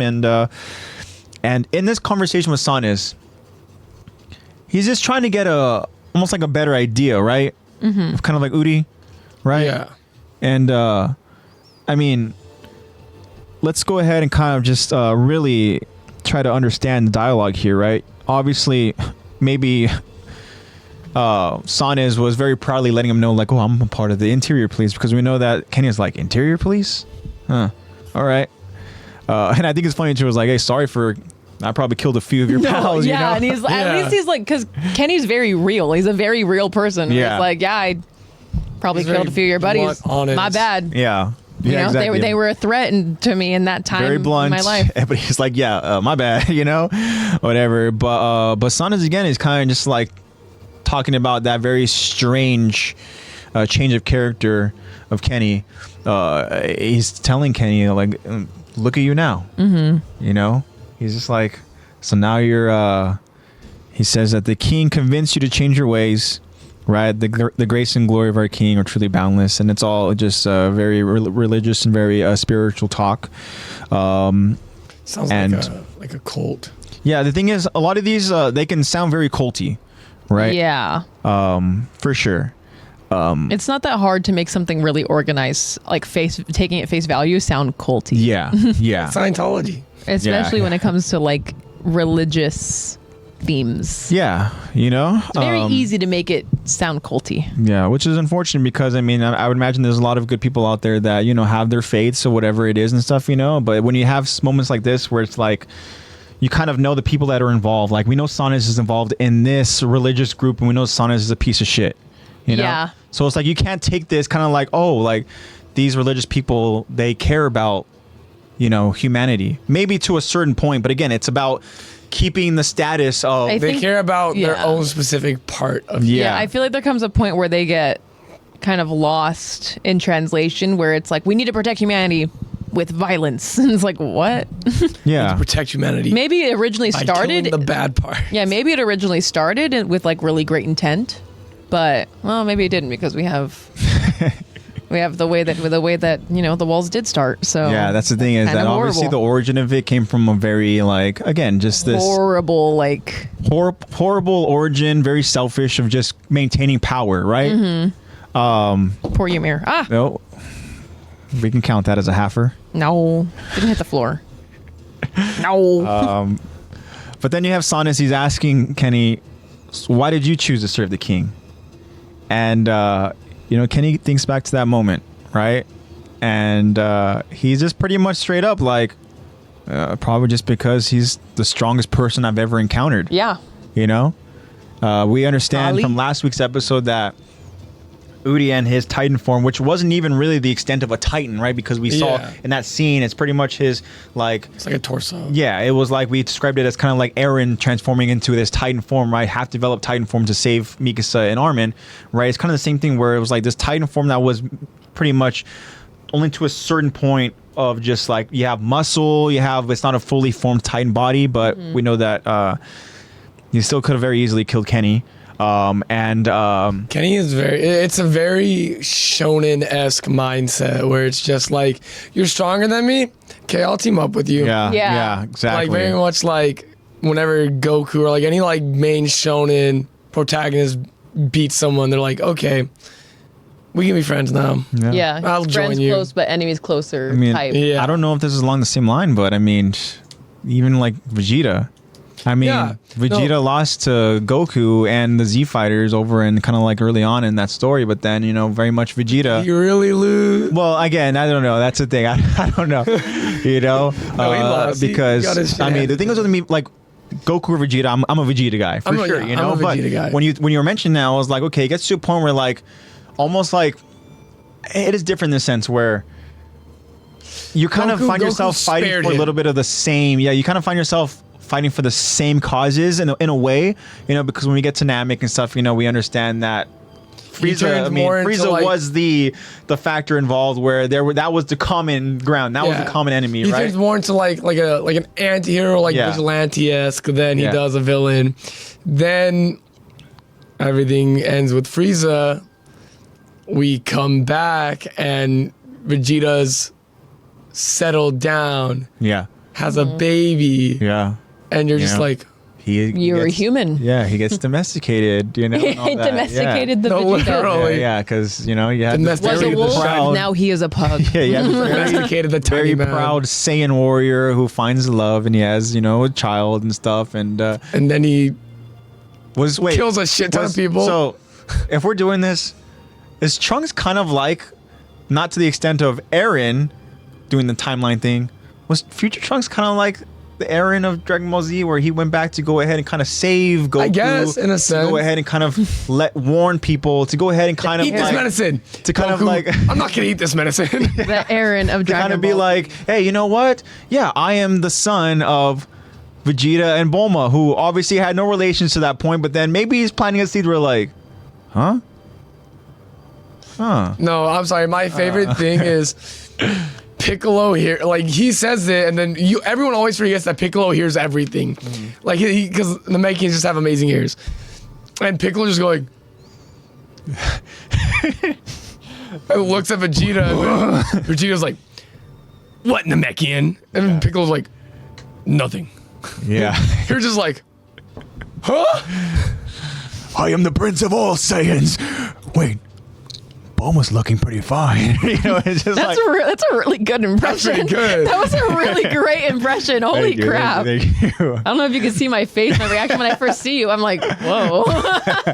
Let's see it. Whoa, there you go. That was pretty solid. Yeah, Vegeta is a voice where Vegeta. yeah, thank you. Yeah, like I said, Okay, I'm a Chris. Vegeta. Okay, Mr. I'm a Savage. Vegeta Okay, friend. Chris. I will do the rest of this podcast as Vegeta from here on out. Now you guys are both going to have raspy Eddie, voices. what is up, man? Hello, Eddie. I just got home from work pretty late, but hey, dude, you're not late. You're here on No, time. it's Whenever you guys okay. join us when we're streaming Honestly, live, we we're started just kind of late, so yeah. Well, actually, we're kind of Over an early. hour. We're early. yeah. Yeah, we're early. So Yeah. And it's a normally big- we'd be starting. Yeah. And- Hi, this is AJ. That was badass. I know. No, that was really good. Thank you so much, my Clip favorite it, Jaegerist. clip it. Please don't say that ever again in Vegeta's voice. It Just do me a favor and stop saying that flock is the best. You know? Yeah, Do me- it's just, do me a it just favor, sounds AJ. So perfect. What? Can you give me a Gallic gun? Okay. Gallic gun. Oh my god. A little bit. That was pretty good. That was but- good. Yeah. I don't think I have any Dragon Ball voices. You could just make him say anything, and it'll sound like Yes, him. Lord Vegeta. Yeah. Chaozu. Tien, Goku. I just says yes, Lord Vegeta. Yes. Yeah. Vegeta. Yeah. Vegeta is Vegeta's a Jaegerist. you know, Vegeta's is cool. That hairline, Everybody man, thinks he's that got to be. That fucking Widow's Peak, bro. dude. That's for a real. mean That is Widow's Peak. that is a mean Widow's Peak for sure, man. Do you remember that? Like, I know a lot of people didn't watch GT, but I loved GT. do you remember that? Like early on in GT, when you do see Vegeta again, he's got like a goatee. He's got a goatee and he's got a mustache. goatee. Mustache. Yeah. And then he does the mustache. Yeah, he calls it a mustache. Yeah, Mustache. yeah. Very cool. When he screams, Oh my yes, yes. Oh no, wasn't that from Abridged? I think that was from Dragon Ball Z Abridged. Oh, was it? It's when Gohan and Gohan kills Cell, and then Cell blows up, and Cell comes back, and beams spoiler Trunks, and Trunks alert. dies. He Guess I'm not watching something from You're the not 90s. gonna watch it. You Oh know? my god! but he beams Trunks, Yeah. and Vegeta is just, my baby boy! Oh yeah. And charges Cell. Yeah. And then Krillin goes, Vegeta Dragon Balls. He goes, oh yeah, right. Or no, he Yeah, goes, he you looks know at what's Gohan. crazy? Gohan gets mad, and Krillin goes, Gohan, Dragon Balls. Yeah. And Gohan's like, oh yeah. Yeah. The Cell saga is Vegeta, no. awesome. Yeah. Vegeta, yes. Like I need an adult. like I am an adult. Plankton. I need an adult. Daddy, I am no. an You know adult. who sounds like Plankton to me though is Cell. Cell does. Cell sounds like Plankton to me. Have you guys? I know you. What you're is something more on that Cell TikTok. says? What is something that Cell says? What's a line that Cell says? You're talking about a bridge Cell? No, I'm Oh, real. Yeah. Says Kamehameha. Okay, Cell. Yeah. Great. Yeah. Cell says Kamehameha. No. Cell's got that very. I feel like that's what you do good. Cell has that very dignified Yeah. I agree. Goku. Frieza has the word. Yeah. Goku. Yeah. Oh, Goku. No, Yeah. just stop Hisoka. No, That's a Dragon Ball Z abridged. That's a. Oh, Goku. Yeah. That's, Oh. I'm sorry. My favorite scene from abridged not is Goku. Cell. You're wrong. Cell you mean beating the shit out of Gohan, going, Gon. thinking of you, Goku. Just But you know what's crazy is that I had just been actually going, just being a little nostalgic and taking a trip down memory lane. I started watching the kind of like the gameplay and all that, and the cutscenes of the Dragon Ball Z Budokai 1. oh Yeah.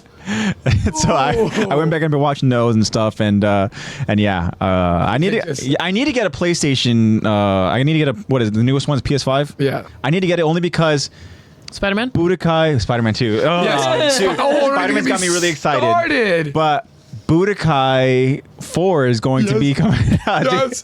Dude. Yes. It's so good though. Yes. Dude, I'm sorry. There's one song that will never ever leave my head. There's one song. How does Frieza sound like? Like, you stupid monkeys. Hello, monkeys! You stupid monkeys. I am Frieza. Is it this one? I think it's this one. Oh, yeah. Dun, dun, dun, dun, dun. Yeah, you stop it at 10 seconds because we're going to get clean. Stopping it at 5. Thank you. Yeah. Again, the intros to those songs were always awesome. Dude. Yeah.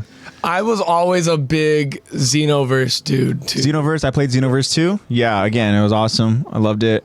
Gogeta versus Broly, interesting. Oh, stop. No. The rabbit hole's getting too deep. Yeah. The rabbit hole's getting too deep. Thinking about I'm literally thinking about the next Tournament of Power lineup, and it's going to be so good. Anyways. Dragon Ball Z is good. I mean, again, it has its moments where, again, it's good stuff. But Trunks is the Eren Yeager. Trunks is the Eren Yeager of Dragon Ball Z. There we go. Yeah. Dude, I could go on such a tangent. But future Gohan. But yeah, so again, Saunders is trying to find out why Kenny joined. Kenny says it's pretty much because he's just the strongest, and yeah, he says whenever someone's on top and you can prove that they're the strongest, I mean, all you need is power, right?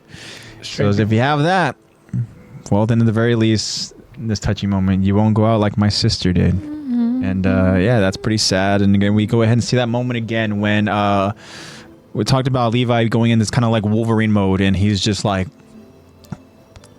punching, kicking, and just doing whatever he can to this. I don't know if he's just an innocent bystander citizen or if he's a merchant of some sort or whatever and stuff, but I don't know what he did to deserve the rage that is Levi just beating the literal crap out of this guy, to the point where literally like a big mob of people are just surrounding, like just watching this guy, like, and I don't know how old Levi is at this point. I mean, we talked about potentially him being like 10 years old when he is that malnourished, right? To like, who knows what the timeline was. I'd say this is probably like, it's probably like 15. 16. Yeah. Do you think Kenny was there with him for that long? I think so. 5 years? I mean, Kenny probably wasn't the most involved. He probably showed up every once in a while, but yeah. I don't think it was like a fatherly thing. I think it was just like a random. You have to think about. It's like when you have a driving instructor. You just see him like once a week. Yeah. Tells you all the things you need to know, and then you have to think about the time that's passed. Like enough time has passed for Kenny to kind of,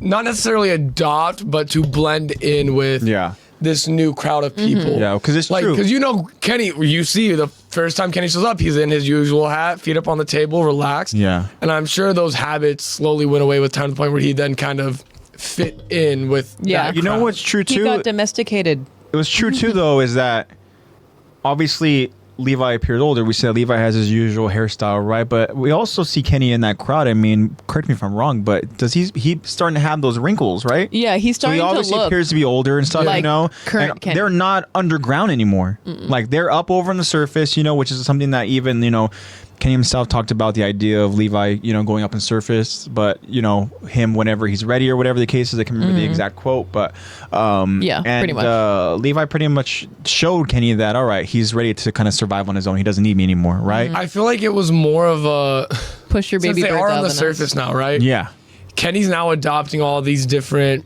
characteristics and traits of the people he's spending most of his time working with, and above ground, what Levi's doing isn't considered suitable. it's not even acceptable. So it could be Kenny being like, well, I taught him to survive, but now it's not fit for what I'm doing. yeah. This is I his can't way be of surviving. associated. He's like, this will get, you're gonna live, but this will get me in trouble that I can't be in. Yeah, I can't be associated Especially with you. if it's found out that he is an Ackerman. Yeah. Because at this point, I don't think it's. Levi doesn't. Made Again, we aware. talked about it 2 weeks ago. Where it's think like, he does was Levi aware. even know that he's an Levi Ackerman? doesn't. Because when he's talking about know. Ackerman, he's like talking about it to Mikasa, saying, "Hey, isn't that your last that name?" your- he doesn't realize that that's are his you last related name. to Kenny? Because that's his last name and stuff, right? And then so he doesn't even understand, or Yeah. even He is an aware, Ackerman. right? Yeah, and that's why I'm like, I feel like that was more Kenny being like, I've done my part, you'll survive, but this will get me in trouble, and this will take time to fix for you in terms of how to act. Yeah. And I don't have the time or the luxury of being able to risk that. And Yeah. that's Kenny just saying like, I'll take my leave now. Yeah, yeah. And then again, it's kind of a sad moment because Levi literally watches this guy who taught him how to survive, leaving him, just like just all right. The Kinda like only when, person who's genuinely stuck by him besides his mother. Yeah. Yeah. It's kind of like when the mama bird just like shoves their babies out of the nest to like force them to fly. Yeah. All right, bye. Yeah. Some of them just Like, oh, sucks to suck. Yeah, birds you are loser, brutal, you man. didn't flap hard enough. Birds are brutal. Or like if there's like a runt or a malnourished one, they just like throw it That's out so of the bad. nest and just let it plop. They just let it die. Survival of the fittest, baby. And you're just like, oh, well, you're Natural selection. yeah. So bad. Just a Yeah. Yeah. Pretty all much. you hear is And you have just You just hear the slap. just like slurping whatever's left. I know. Interesting. Yeah. Yeah, that's what Kenny did to Levi. Kenny did that to Levi, except Levi flew. Yeah, Levi flew. oh, he did more than fly. Yeah. But let's go ahead and see what happens to Kenny the rest of this episode. So Feeling like L. there you go. So whenever you're ready, Lex, let's go ahead and continue on. All right. We continue as we see Kenny and Udi sitting in a grassy plain, staring into a fog-covered river, watching ducks swim by, as forest can barely be visible on the other side of the river. Udi tells Kenny, I don't have much time left. and Kenny responds, I could have told you that. Funny how you're a monster, yet you still can't beat disease and old age. as we see a much older Udi, wrinkled, covering his face, needing a walking cane to move. Seeing you die will be a letdown. Udi clarifies. That isn't what I meant. Kenny seems confused by this. This power will soon pass to Rod's children, and I will live on inside of their memories. A confused Kenny asks, What the hell is that supposed to mean? You can give that power away? and Udi continues to stare, watching the family of ducks swimming together. Udi tells Kenny, Kenny, in the not too distant future, this world will crumble. In humanity's fading twilight, it's my wish to build us a paradise. You believe in violence, do you not? It's the unavoidable truth of our world. Although, on the day that we first met, something turned us from mortal enemies to friends. What was it? Kenny looks at Udi, wondering, and says, No idea. But I'll tell you this. If you hadn't squeezed me in that stupidly big hand of yours, I'd have stuffed your skull full of shit for sure. You had to really wear me out before I'd be your friend. and Udi then responds, Yeah. The world's unavoidable truth. Even so, I believe in the miracle that happened between us. and Udi stares at the foggy river as wind passes by. We hear Kenny saying, Me and Uri never quite saw eye to eye. Not on that. The next scene we see is the ceremonial ritual site, as we see an Udi peacefully smiling in chains and Frida, the daughter of Rod Rice, transforming into a Titan.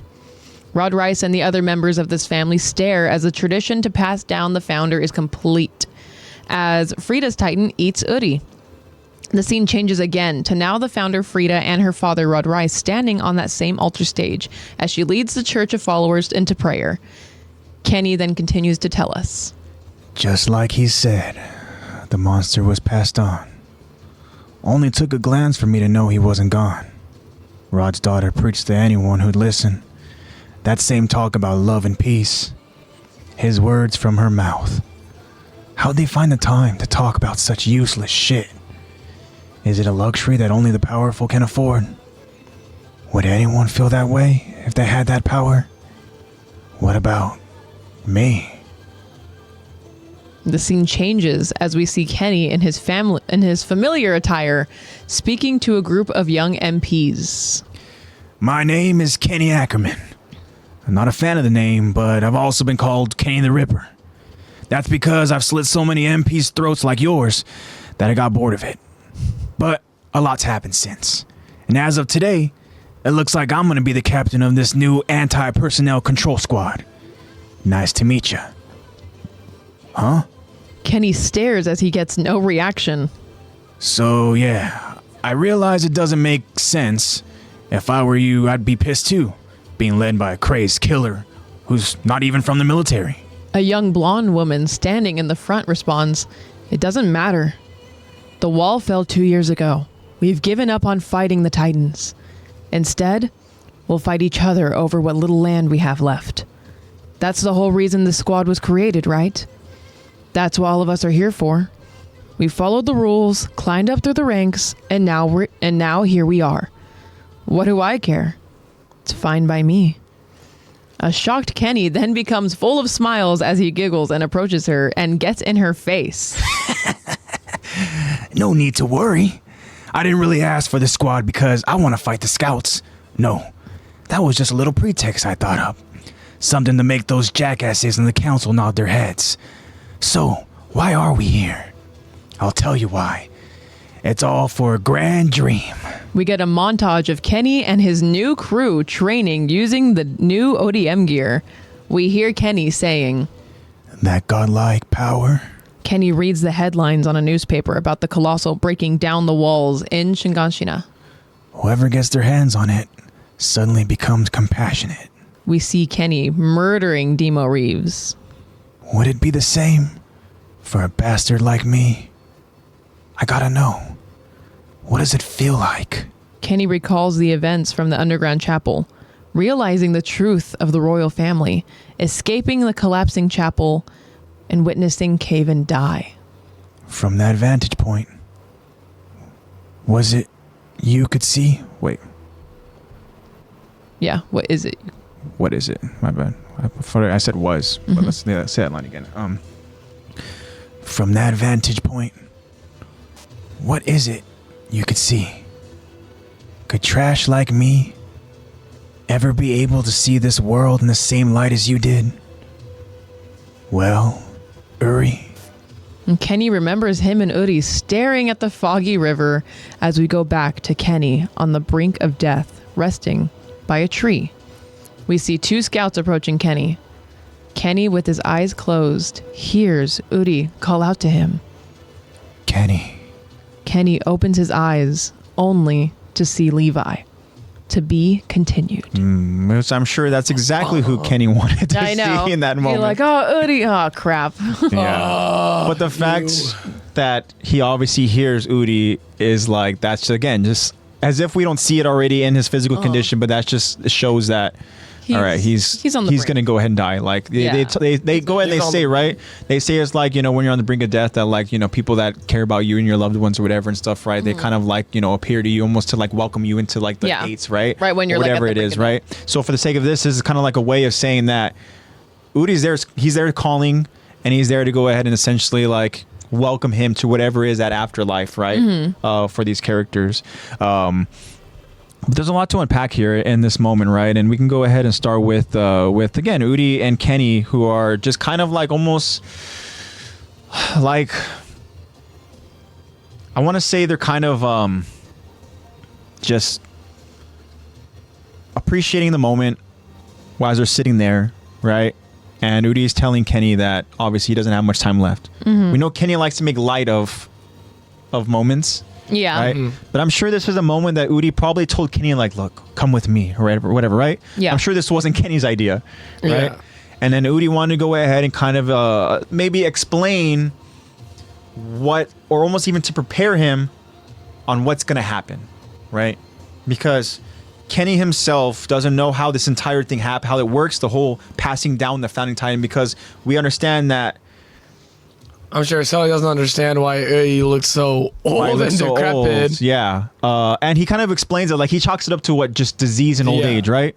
And even Uri kind of like debunks that a little bit, right? Where he's saying like that's not what I meant, right?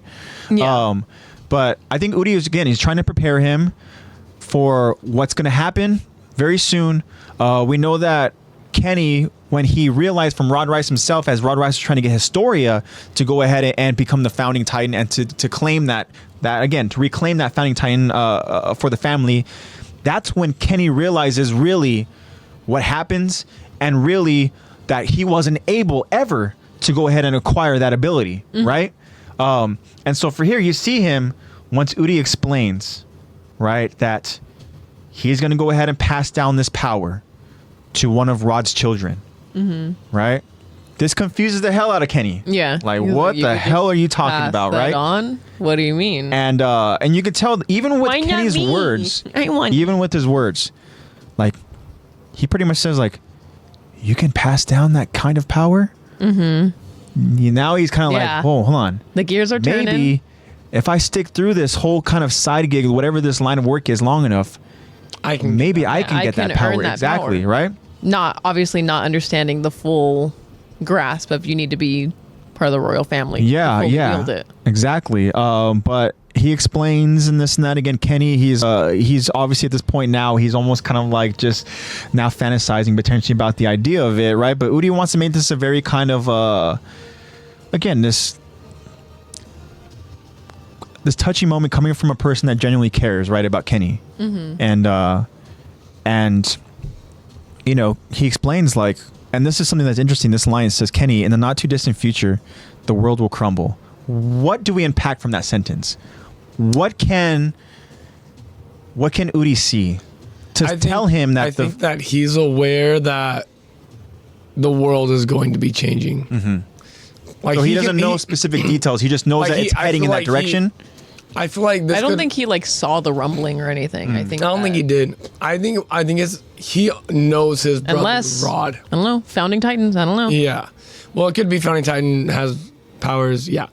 But I feel like it could also be more of like he knows his brother Rod, and he knows Kenny. And I feel like he very is aware that Kenny's probably gonna want the power, because he knows how he's known Kenny for years at this point. Yeah. He knows that Rod's a dumbass, more or less. You know that he definitely acts on emotions more. Yeah, and I feel like he can already kind of predict like, hey, we might not have the Founding Titan. Yeah. Like we might lose it, and like we most likely will with Rod making decisions and the whole state of the world. And if Royal Family loses the Founding Titan, then we're just kind of fucked.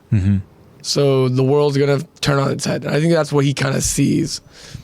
Yeah, that makes sense, because even with the next line, he kind of mentions how he kind of has remorse for not really accomplishing what he wanted to accomplish, right? And if I go ahead and I find it, he says that it was my wish to build us a paradise, and obviously he didn't do that, right? And about how violence is the unavoidable truth. Yeah, he when he realized that, right, which again could be kind of what he sees in why the world will crumble, is because he sees what really is the kind of You core need driving violence. force for these people in this world, and we understand that it's violence. And he even kind of like what you were mentioning too, is that kind of on the same line about how Udi kind of knows that Kenny's going to go ahead and want that power. He even tells kind of Kenny like essentially violence drives you, right? You know, and so again, maybe it is just the idea that Udi is aware that he wasn't able to go ahead and bring peace to this world, and that this world is kind of going into a direction of where it's going to go ahead and kill itself. There's no reason for Udi to tell Kenny any of this besides I'm gonna die soon. Yeah. Yeah, true. Like it could have just been hey, I'm gonna die soon. This is what you need to expect, and just strictly talk non-Titan politics. Yeah.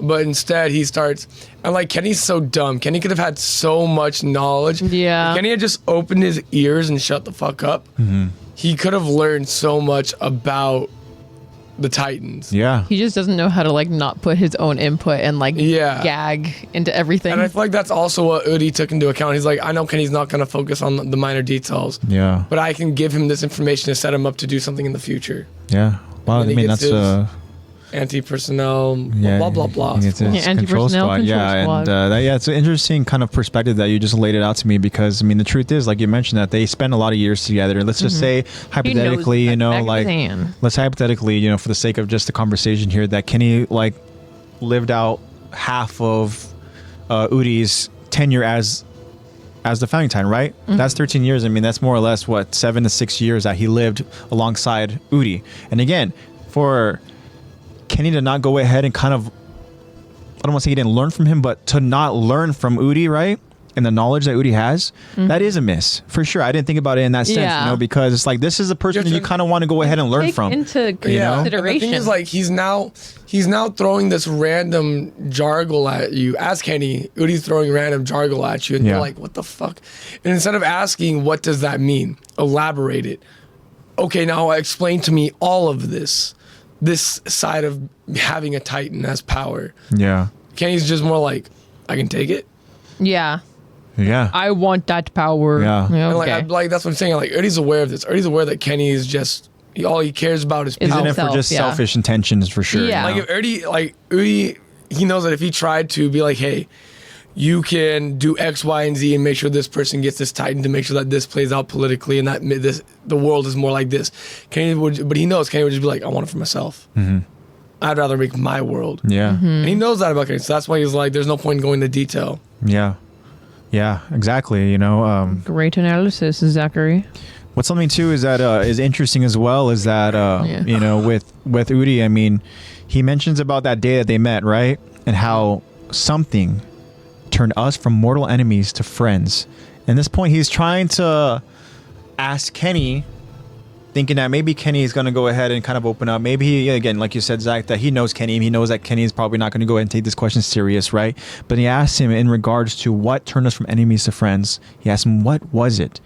And again, Kenny in his Kenny way, he just kind of like, I don't know. I mean, hey, if you hadn't squeezed me in that stupid big hand of yours, you know, I would have killed you. I would have stuffed your skull full of shit, right? Yeah. And it's just Kenny being Kenny. Yeah. Right? But he probably knows Kenny well enough to be like, this is how I get him to understand. Yeah. It could be that too, or it could have just been a bait question to be like, I feel like because Uri is very smart. Yeah. And he's very methodical and he's very, I guess, manipulative in a way. He kind of Yeah. You gives kind of like have to be as a politician. Armin vibes. Yeah. But more for evil, I guess. Yeah. But- like Armin to Baratold Yeah. Like, yeah. during the whole how Yeah. he was very manipulative Yeah. and I actually really liked that. But I feel like Anyway. Uri asked that question to be like, let's see if he's changed anything about his personality over these 6-7 years or this X amount of time. Yeah, 'cause Let's we see don't know exactly. Let's see it, because if I'm telling him I'm about to die, this will be the one chance for him to show me his genuine true colors as his friend. If I can ask him this question, he says anything besides violence, Yeah. then I might be able to give him all this information. But he's kind of just probing at this point, just trying to see what Kenny's mental state was. And he's like, okay, no, it's still violence. And Yeah. he's aware that that was an option. So he's like, okay, now I know what kind of conversation I'm going to have with you. Yeah. So again, he fully expected how Kenny was going to go ahead and respond, and Kenny gives us the Kenny response, and you know, Yeah. Kenny pretty much says like, Full of shit. he says, you had to really wear me out before I can be your friend. Pretty much like what he told Son is like, hey, I mean, he proved that he was strongest, and that's why I decided to go and join him. He's kind of like laying in those same kind of terms. Showing a protagonist, Yeah. kicked my ass, and now I'm on his crew. Yeah, but then you have Rudy kind of pushing a little bit further, saying that like, even so, I believe in the miracle that happened between us, and that miracle kind of being, I think that he's kind of talking about potentially the relationship between the, you know, the royal family and the Ackermans, right? Because we know that there was a, who knows how long, we know that it was a long time before the Ackermans were shunned, and before that, the Ackermans and the royal family worked very closely together, as the Ackermans were the protectors. They were like essentially the Guard dogs. yeah, they were the ones who were protecting the royal family the closest, and We're always but by their side. there was something that happened between Kenny and Udi, and regardless, Udi describes it as a miracle. But then Kenny kind of he narrates a little bit, and he talks about because Udi goes and he kind of, again, as he prepares Kenny, he tells him that he's gonna live on in the memories, right? And so Kenny, as he narrates to us, and he tells us that, let me find it very quickly, that he says, me and Udi never found, we never quite saw eye to eye.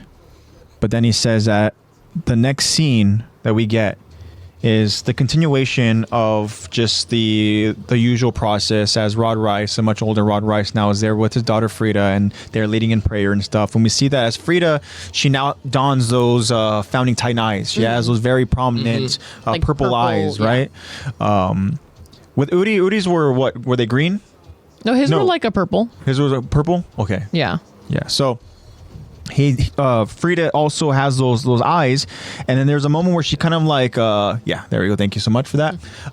So the founding Titan, apparently Dawn, was very prominent purple eyes, but with Frida, she's on the stage, she kind of glances over at Kenny, right, as Kenny's kind of there in the crowd, and that was a moment right there where Kenny, I think, kind of mentions here that that he says, just like he said, the monster was passed on, and it only took a glance for me to know that he wasn't gone.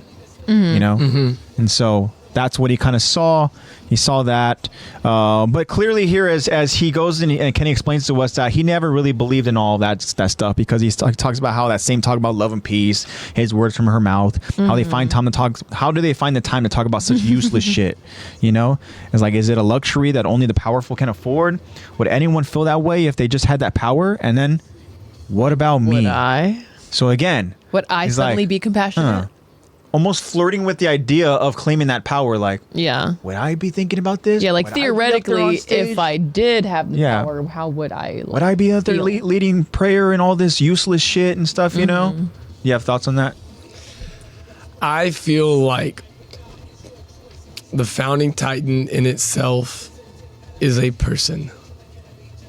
What do you mean? Elaborate.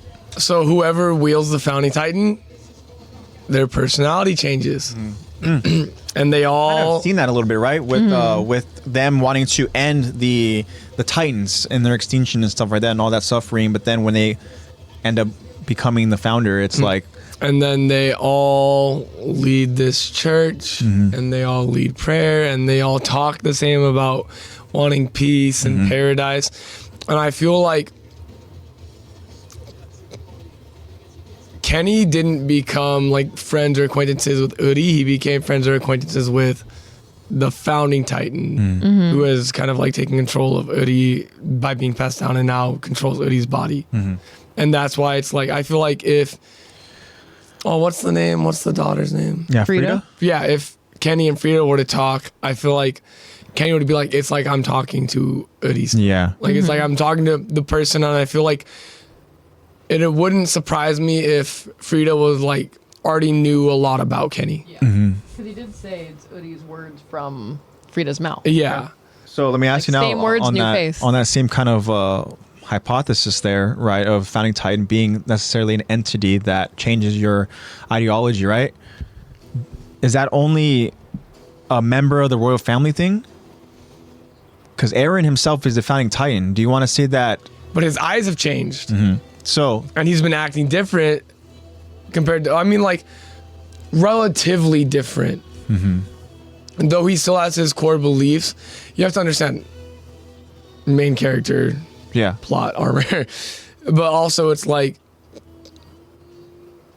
Eren is still kind of, his end goal is still he wants peace and a paradise. yeah. Eren's just the first one with the willpower and I guess the lineage to allow him to kind of power through it and be like, I'm gonna do it through violence. Yeah, because I want to say that it might just be a royal family member thing, because it was a very brief moment, but Grisha himself had the founding Titan, and had his ideology changed, he wouldn't have passed it down to Eren, I don't think, as willing.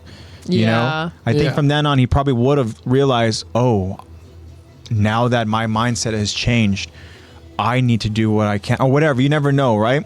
So I think that with your theory that it could be just like a member of the Ymir Fritz family, and because it's such a strong kind of like, you know, just again the whole ideology of just that whole thing, it might just be somehow in your roots, it's to the core, like you're stuck kind of thinking that certain way. Strictly for hypothetical argument's sake. But you have to realize too, Eren also does already possess, and so did Grisha, already possessed the power of a Titan. So that could have altered it in some way, shape, or form as well. It's true. Now, for example, someone like Kenny who doesn't have the powers of a Titan, he could still, and for someone who's, I guess, more normal-esque, like who, he's as normal as you can be minus being an Ackerman, you know? Yeah. like I feel like and he doesn't have like that strong of a will. Like he's very much, like you said, he's very much like a go with the flow kind of dude. No. He's not a stick to my guns kind of dude. Like, bro, I'll beat the shit out of you, but my morals can switch like that. Yeah. Oh yeah, he can be And I very feel like much that's something persuade. that he would be someone who'd be like kind of taken over by that founding Titan personality. Yeah, I think that's definitely a good argument to make because with Kenny, I mean, you've seen that he's kind of like a chameleon a little bit, where 100%. he's gone through his phases of Kenny. We've seen the Ripper. We've seen this kind of government monkey of person that is working as aligning with the government and stuff, and then you see the Captain Ackerman type version of him. So he is a guy who goes with the flow, and he kind of just again, he's a chameleon to transform and in order to survive in his surroundings. Eddie says we even saw Stud Kenny. Yeah, we did. But yeah, that was just my hypothetical. Okay. So thank you for that, Zach. You brought up some really good points and stuff, even some perspective where I'd even go ahead and think about. But then now, as Kenny kind of flirts with the idea of potentially getting that power, right? I would imagine he knows it's kind of like it's a long game, Yeah. And so now it changes to this other version of Kenny that we see now, where he is now this kind of captain of his own crew, right? The anti-personnel control squad. And he introduces himself. He says that he's not a fan of the name. I also go by this, and that's because I have slit so many throats of people like you, right? And he says that a lot has happened. It looks like I'm going to be the captain of this new squad. Nice to meet you.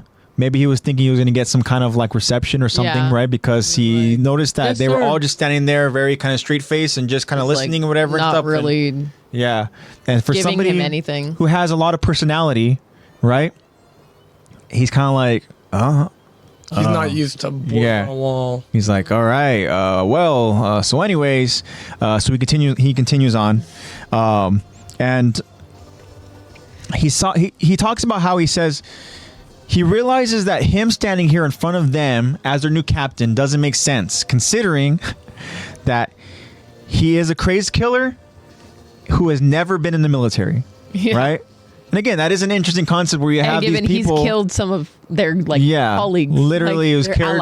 Exactly. People who, they could be the colleagues. It could be people who have, gone on to be MPs before them, but we're gonna find out again from this young woman, this young blonde woman. We obviously are aware is Kaven. Kaven, right? That was the flashback that we got of her. The what do I care? Yeah. So she goes in. She ends up responding to Kenny, but she even explains that these people are like MPs that have rose through the ranks, right? So again, the concept how they've kind of done their due diligence to get to where they're at right now, and they have somebody talking to them who is just some serial killer with no military experience. Interesting kind of concept, right? This is our boss. But I guess it's kind of like it's kind of like who you know and who you kind of align yourself with, right? And they understand that it's just like they're the definition of like good soldiers follow orders. They're like whatever you say, we have to do it. You're a captain. Yeah, so pretty much. We don't give a fuck who you are. Yeah. Just tell us what you need us to do. Yeah. That's what basically Kaven says. Yeah, she says, she goes, doesn't matter. The wall fell 2 years ago. We'd given up on fighting the Titans. Instead, we'll fight each other over what little land we have left. That's the whole reason this squad was created, right? So that's what all of us are here for. We followed the rules, climbed up through the ranks, and now here we are. What do I care? That's the moment, right, that we saw. She says, it's fine by me. Yeah. And then by me. Upon hearing this, Kenny gets very giddy. Yeah. Why do you think he gets very kind of like... Why do you think he gets so kind of like, all right? Because he knows that they're not super opinionated. They'll just follow orders. He's got power. That's the main thing that Kenny wants. He wants the ultimate power. He's got full control. Yeah, control. All right. So it's very kind of alarming that Kenny gets so excited that he literally he's like this. The mic is Kaven's face, and Kenny literally he's just oh, he's right there at it. He's just multiple, very multiple. He's so excited. He's just right there, right? But he tells her, no need to worry. I didn't really ask for this squad because I want to fight the scouts. No, that was just a little pretext, which means that's kind of something I kind of mentioned, right? That's just how I got this job, right? Yeah. He says, I thought of something to just make those jackasses in the council nod their heads. So why are we here? I'll tell you why. It's all for a grand dream. And then it's kind of what we were alluding to, and I want to say what I kind of I think maybe what we're all thinking, but what is that grand dream? Take the founding Titan. Take the founding Titan. Yeah. And in order to do that, you need to have power, right? And you need to have an army. Yeah. And he kind of bullshitted the council. He's like, I'll definitely fight the scouts. Oh, yeah, of course. Yeah. Whatever you need me to do. Just to get to that gig, we kind of saw a little bit at the beginning. He was a little bit out of his comfort zone because he's kind of standing there giving this whole little speech. He's kind of like, all right, so I'm Kenny Ackerman, blah, blah, blah, right? And I think I agree with you guys that he gets very giddy because he kind of has found a crew that is going to just kind of follow and listen and stuff, Something that he's been dreaming of since Udi passed finally is becoming a reality. Yeah. Yeah, exactly. So, and then we kind of see them, Kenny's training them up. We can see that new ODM gear, which of course is not designed to kill Titans. Yeah. And so with Kenny, with his last kind of parting words before we go ahead and see Kenny in his state here, right? He kind of tells us here that godlike power, right? Kenny, he's keeping up with what's happening in the world, what's happening within the walls and stuff. Sees that the Colossal has breached the walls and whatnot and stuff, maybe in his mind he's kind of thinking, so maybe this is what Udi meant by the world is going to go ahead and collapse. All right, who knows? But he's staying well informed, and then he kind of flirts with the idea again, right? He says, whoever gets their hands on it suddenly becomes compassionate. Would it be the same for a bastard like me? Kind of along the same lines what he was kind of mentioning over in an earlier scene. Yeah. We see stuff that he's done where obviously it shows him literally murdering Demo Reeves, because he knew too much. And he kind of just I gotta know, what does it feel like? It's just that that fascination of just more power, man. Never sasatisfied, more. Yeah, but then Kenny, now as kind of life flashing before his eyes, he recalls just everything that happened during his time with this anti-personnel control squad, them going underground and stuff, him realizing what really is the truth, from Rod Rice, him witnessing, Kaven die, it all unfortunately in a kind of symbolic kind of way of the underground chapel collapsing on herself. Everything comes collapsing on him and his grand dream, right? And then he realizes that shit, this is it, as we see now Kenny in this state where he literally limps his way out of that chapel to a tree to go ahead and rest as he hears Kenny, as he hears his name being called from his probably closest ally in Udi, right? I mean, I think we can all agree that Udi was probably the closest thing to a friend. Closest thing, yeah, to a friend. And as we talked about it earlier, Udi is calling because he's going to be taken to wherever is beyond life. Whatever that is. And Kenny opens his eyes and he sees his old pal, his old mentee, Levi. He's probably thinking, amazing. Damn it. What are you doing here? Can't you just let me die in peace? Yeah. But then come on, man. To realize that Kenny still has a trick up his sleeve. And we're going to find out probably in the conclusion of this episode here in part 3 as we talk about that next week. But again, it's cool to go ahead and get these very Kenny-centered episodes. Get a better idea of this kind of this interesting character that we kind of just see getting entered into the story, and then like, okay, what is this guy about? What are his morals? More really, what does like, he want? And important story changing characters. And all he wanted was just power, right? Or as Zach likes to say, power. Yeah. Right? Power. Yeah, bro, I love your Mirio. I told Zach yesterday, man, if I can cast Zach as anybody over in the live action My Hero, like, I would just be like, dude, you would make a great Mirio. Yeah, I think Mirio is pretty accurate. Like, Mirio would be such a good character that for Zach to go ahead and play, I think it'd be a fun role for you. But also just how you're able to execute just the dialogue and stuff, man, was just like, damn, like that is incredible. And plus, I'm already kind of thinking about potential, just like incredible, iconic fight scenes that you get to be a part of and stuff. You know, Chisaki! whether that means that battling freaking, Kai Chisaki overall. We're good. Or, oh my god. there you go, dude. Okay. Or you're just kicking the students' asses as you're showing your Oh, ass. dude, as I'm bare buck ass naked. I don't think I need to ask this question because I What think was the that? answer What is was yes. the But you would special definitely move? still take the role, even if they're like, all right, here we go. You have So to be you're gonna naked. go ahead and really do this scene in the nude. No, they don't have full nude. They have like They're not going to be basically seeing your front Yeah, part, no, whatever. no. But They have if they throw in compression underwear. If they throw Yeah. in, skin tone compression Yeah. underwear. okay.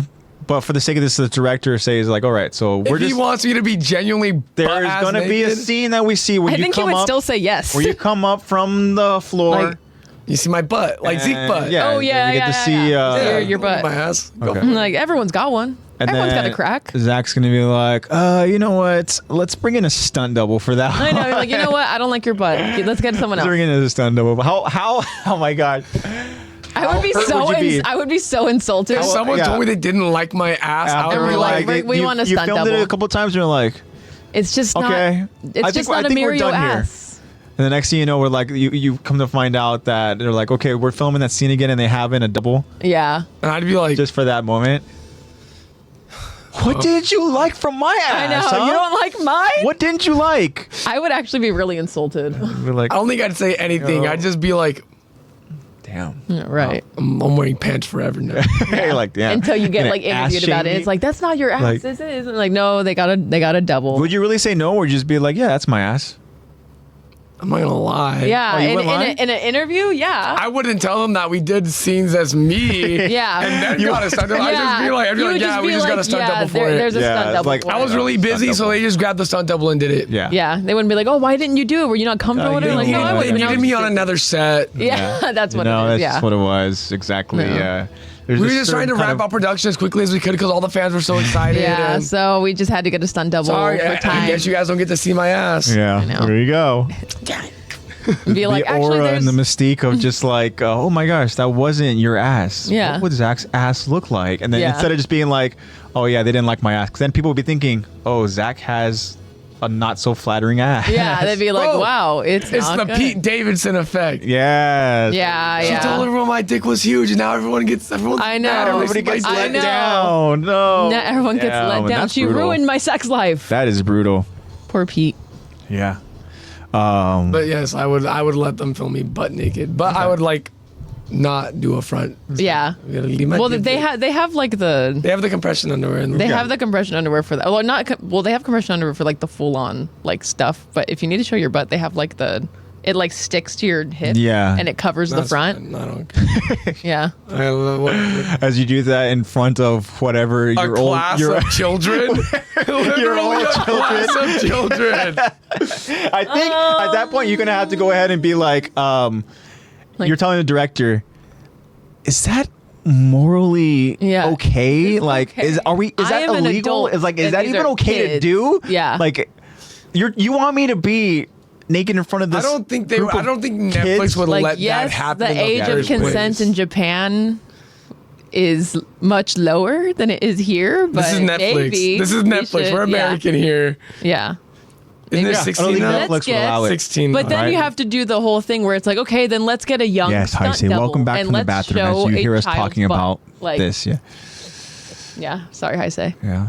Because then you have to Back deal to with the the whole past. dilemma of like, okay, so let's get a child's butt. We need to get a bunch of children to audition. Wait, why? With their butt. Because then you can't have an adult like standing there naked in front of children. Why not just scrap the ass scene entirely? Yeah, they would just scrap it No, entirely. that's a major plot point for different. Mirio. It's That's a major Mirio plot or point. just give him underwear. Yeah. Like, I have an underwear made for my hair. That's what my suit's made out of. Yeah, see, just like with Edna mode. Yeah, Edna mode true. created something for. Be like, I always wear underwear that's made for my hair, just in case I have to use my power. Yeah, which is smart of Mirio to do. Except he didn't do it. See, even Heisa says the creeps would go wild for your ass, dude. And just think about it. The internet would have your ass there over. I don't know why. Yeah, whenever he eventually becomes a big actor, you know how people always literally dig in. a wave that passed by, a violation just went. Yeah. Oh, man, yeah. My ass is there now for everybody to see forever and ever. Everyone's got an ass. Everyone's got an ass. Everyone's got to see your chapped ass, crusty ass lips. Everyone's got, yeah. There you go. AJ salivates so much sometimes. He'll talk and I hear him go. When you're doing the Shiggy voice, Oh, yeah, dude. For whatever reason, doing that that, to you that guys? activates. he's always like. I'm like, just use it. Use it. Even though Shiggy is actually just like a really like dry Yeah, person. but for whatever reason, it activates just the saliva and stuff. Go ahead and talk about this. Maybe it's because you're gargling your phlegm. I can't remember what my special move was called. It was something. It was syllable. It was something eyeball For the punch. ASMR freaks. What? My Mirio special move. Something eyeball punch. Yes. Funny enough, I was Tetsu AJ yesterday. Yeah, you were. I kind of gave Lexi a heads up. I was like, we'll see what Zach's voice is like. Yeah, for because the you pod. told me about all the 'Cause characters I was that like, you man, voiced Zach yesterday. did some. On a some scale voice. of 1 to 10, how is my voice compared to normal today? I mean, it's not out of the ordinary. I think there's just a Yours little is bit always more. raspy. A little bit more of a rasp, but. Your voice has gotten I was- raspier over the Die! years. I was very happy with what your voice sounded like as you showed up. So He likes my voice. but Zach likes doing all of the crazy voices. You I'm want to not go gonna- ahead? Do you want to go ahead and mention to Isa, as Isa's been watching My Hero? Do you want to mention all the voices that you read for yesterday? I'm not gonna lie. I really enjoyed Present Mike. I really enjoyed reading his Present Mike. I did Tetsu. I did Ida, Kirishima, Bakugo, Mirio, A little Pride bit of Denki, Deku, a little bit of Denki, a little bit of Denki, Night Eye. No, you were Night Eye. I did Night Eye. All Might, All My. and then Mirio, of course. Yeah, I did 10 characters. yeah, it was good, man. You're on a good flow for sure. Sheesh. but- All for one. Yeah, We both did yeah, all we for both one. did offer one. Offer one is That an shit interesting. paid. Then we found our little. Yeah, to make it sound more ominous and very more with the menacing, Darth you had to Vader. do the kind of like the mask covering effect. But Heisa says that I can see you, Zach. I can see you getting a bowl cut and wearing a green trench coat and having your own group. Didn't you have a bowl cut growing up or no? Did you? No, it's a genuine question. I don't know if you did or not. Oh, you did? Oh, okay. Yeah. It says, love you, Not Zach. everyone could have like cool Love you spikes too. like you did growing up. Yeah, I had just the kind of like. I had the- straight white people here. Leave me alone. He had the gelled. AJ had the gelled See, Josh spikes. says I had a bowl cut, and bowl cuts were in, man. And, AJ and before we AJ know used- it, bowl in. cuts are going to be back in. AJ used Moko de Gorilla, huh? I didn't use that. No, that one was too much. Yeah. I think I used Crew. Did I tell you the Remember story Crew? about? Or like this kind Yes, of like I know Crew. Yes. darker tan. I used to yeah. use Crew too. Yeah, I used it. I had a baby cousin, and Cool. I was Good at a story. family party. Cool. Oh my god! I was at a family. Congrats. We were at a family party, and he used to try to gel his. He wanted to gel his hair because I guess he saw some other kid do it. I was like, you should use Mocos de Gorilla, and he goes Mocos. Oh! And he blows it in his head. And he goes, and I go no, and I was like, Yeah, that's that kind of joke, right? Where like Mocos de Gorilla. what was it? What's the joke where like talk about how like it's snot or something like that, or like It's instead of gorilla saying snot it's joke. it's not, Yeah, it's Yeah, not. It's not. That's from and you go you kind of joke or something Yeah. like that. Isn't that also a line they use at what's the show from HBO with the Smashbox, Crashbox, Crashbox? Crashbox? Oh wow, I don't know. Isn't that something they'd say in Crashbox? Maybe. We love talking I'm Crashbox. I'm trying to think There was about something- There No. was something about a nose, and it was like spelling things. what? It'd blow snot out. A nose spelling thing? interesting. I don't remember any of that. Maybe not in Crashbox. Maybe it was like a Nickelodeon Yeah, thing maybe with it's the something slime. else. Because that's not in Crashbox. Revolting slob. Yes. Oh God. The revolting slob. Yeah. Interesting. With your head in the clouds. Yeah. Your feet in the ground. Yeah, I used to say that a lot on the podcast. In the head in the And your head in the clouds. Till it takes time to play. 10 seconds. I don't know why. I looked behind you, AJ, and I realized that AJ did Shinzo. Huh? AJ was voicing Shinzo yesterday, and I liked it. Oh. You like Shinso. Shinzo You really is do cool. like him. Yeah. Trying to see more of him. Jacob says, why not Dobby's voice, Zach? Or Shoto? I did some Shoto. You did Shoto. You did a pretty good job of Shoto. But you kind of mentioned too, you're like, I do pretty good with like those kind of voices. Yeah. Like softer. Yeah. I do kind of better more with softer the voices, rough you know? around the edges voices. And you do good of like bringing like this, like, yeah, let's go, baby, type like. I'm good with the high energy. I feel like my All Might is. No, I will just be Vegeta from here on out. God. It's me. I can't even do like, it's me, Goku. Hey, it's me, Goku. No, yeah, Goku is just like Sean Schimmel. Oh. John Schemmel. I will not let you destroy my world. Yeah. He turned Gets into high. like No, it like does, it Aerosmith or does. something like that. It gets-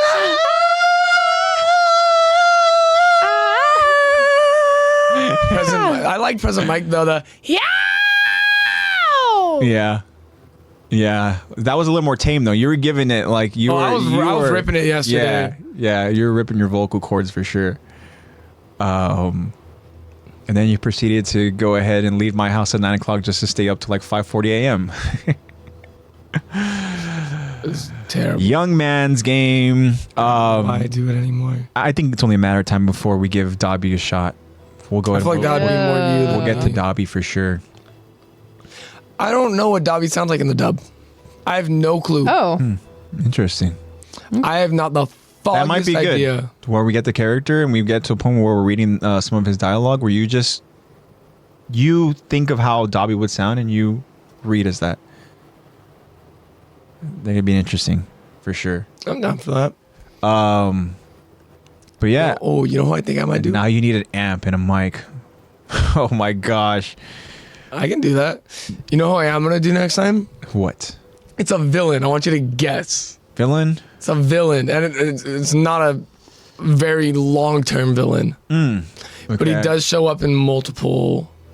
I don't think the dub is there yet. He makes a return. Really? Oh, if he makes a return, you're going to go ahead and be that muscular guy. Oh whatever. yeah. Oh, are you guys already at that? Yeah. Is the dub already there? Yeah, Dub's already Where's there. the dub? Done, I think. Really? I don't know. We've We stopped at a still have certain point. 6 episodes left. Yeah, I'm gonna do muscular.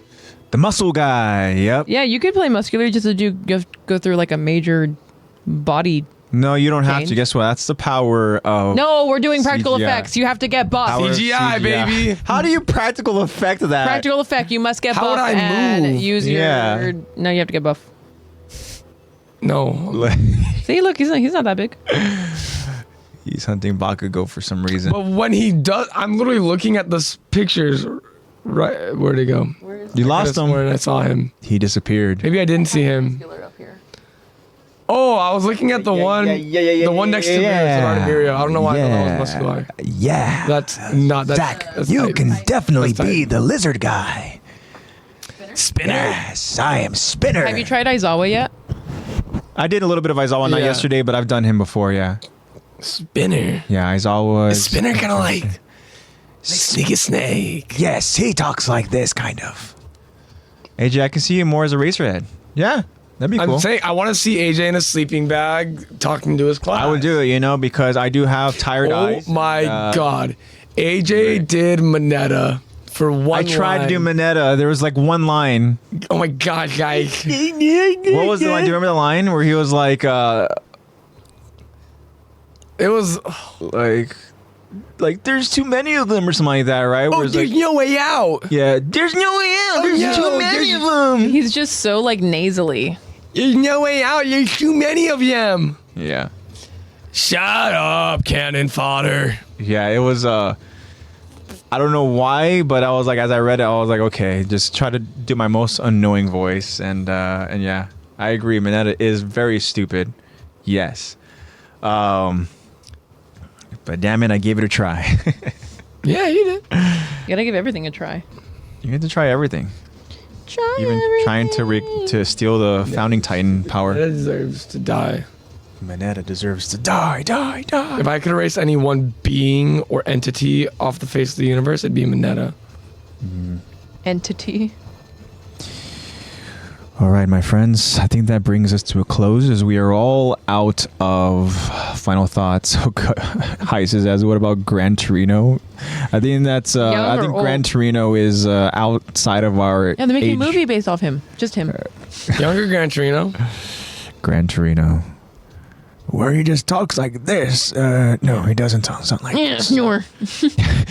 Yeah, snore. Yeah, snore. Yeah, it's so stupid. Yes, Gran Torino is a character.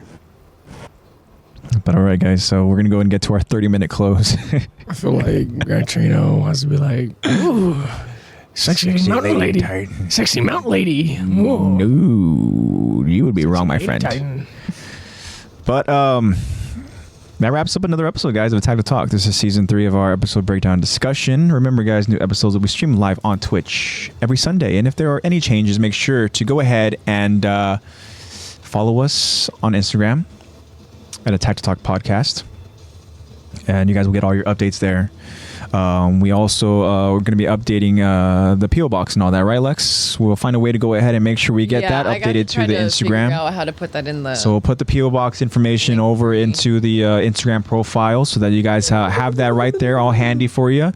Perfect. Heist says I will send out the pops in the next few days, and once we get them, we'll make sure we will sign them in a timely manner so that they get back to you very, very quickly. Yes. And again, Heist, thank you so much for just this awesome gesture, man. It's an honor, and we're so thankful that you want our signatures on some pops. Hell yeah. But yeah, guys, make sure you guys go ahead and follow us on Instagram. That's where you guys are going to see that link tree. That link tree has all the different platforms we're on. So make sure you guys go ahead and follow us on all those different platforms because we appreciate it. Lexi, again, created that link tree. So thank you so much for that, Lex. Link tree is available in the profile page. Yeah. Right. Yeah. Of course, we want to take time to go ahead and shout out to our editor, NatePlaysBad. Nate, you are just the best. Thank you, Nate. Everything you do, man, is just it's Much appreciate. Thank you, baby bro. everything you do. We're so thankful, and we would not be Much appreciate. we would not be doing this to this kind of level if it wasn't for you, man. So huge shout out to Nate. Make sure you guys go ahead and follow Nate Plays Bad over on his platforms as well, over on Instagram, and you can check him out on Twitch. He also has his Twitter available over in the episode description, I believe, over on YouTube. Check it out, guys. So of course we want to go ahead and talk about some merch. We have some ways you guys can go ahead and browse and search through some merch stuff, guys, and that's over at starting with Collector Sesh. We have both links available in our link tree, and that is one starting off with the first link to Collector Sesh. Click that link, it'll take you to their online store. You guys can go ahead and browse and search and find all that good stuff, guys. And if you guys see something you like, go ahead and purchase it, guys. Life's too short. Go ahead and start repping all your favorite anime stuff. Put all your favorite anime merch over in your room, and yeah, go ahead and show that fandom loud and proud. And plus, it goes to a good cause because these two brothers who run Collector Sesh are incredible people, and we're so thankful for them. And if you guys want to go ahead and see what they have, go follow them on Instagram at Collector Sesh. That is Collector_Sesh, and they also have Instagram at Geeky Statues. Shout out to Collector Sesh. Shout out to Geeky Statues. And of course, that second link we have available in the link tree is a link to the Fandomion store. Fandomion is a store that Lexi has been kind of working alongside, and that is because she has a promo code that is super helpful for our friends that want to go ahead and purchase any kind of anime merch, any kind of merch in general, because again, they have so much stuff. Do we have any updates, Lex, on anything for Fandomion, or not right now? Not right now. Okay. So far, nothing. But they have a lot of stuff. Updates, stuff like update like more merch and stuff. It's just I don't get told of every single one. Okay. So. Yeah, no worries. So Lexi gets those updates, and when they go ahead and they update her, it's usually a week or weeks before the merch even drops. So it's always nice when Lexi's able to go ahead and tell us what's to come. But again, Fandomion has a ton of anime merch, guys. They have so much. They also have stuff stemming from just Marvel and all that, DC stuff, anything that's really just has a huge fandom and all that, which is why they're called, I would imagine, Fandomion. And they also you want to turn that fan off? Okay. Sorry. But they also have just alternative stuff to wear. So if you guys are interested in just finding some new stuff for your wardrobe and all that, maybe just trying to get a new style, it doesn't hurt to go ahead and browse and search and see what they got. And that again, guys, go ahead and check it out over at Fandomion. If you see something you like, use that promo code. Code LEX, LEX, for 10% off of your purchase order. And of course, want to shout out to our friends who are very, very creative. And shout out to starting with our friend Caesar. Caesar's doing some big things, man. Caesar is he's killing it. Check him out over on Instagram at ArtofCesar. Art_of_Caesar_. If you type in ArtofCesar, I'm sure you'll find him right away. Caesar, he's just an awesome dude, man. We really appreciate his art, as his art is around this room.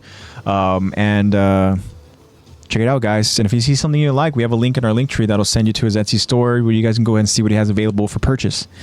And if you guys purchase, let him know that Attack the Talk sent you.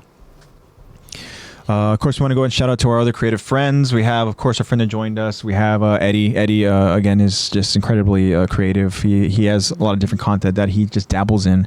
And if you guys want to go ahead and see what he's been making and creating, check out his YouTube at Eddie Hinston. If you want to see what he has been drawing up, check it out over his Instagram at ArtDewan.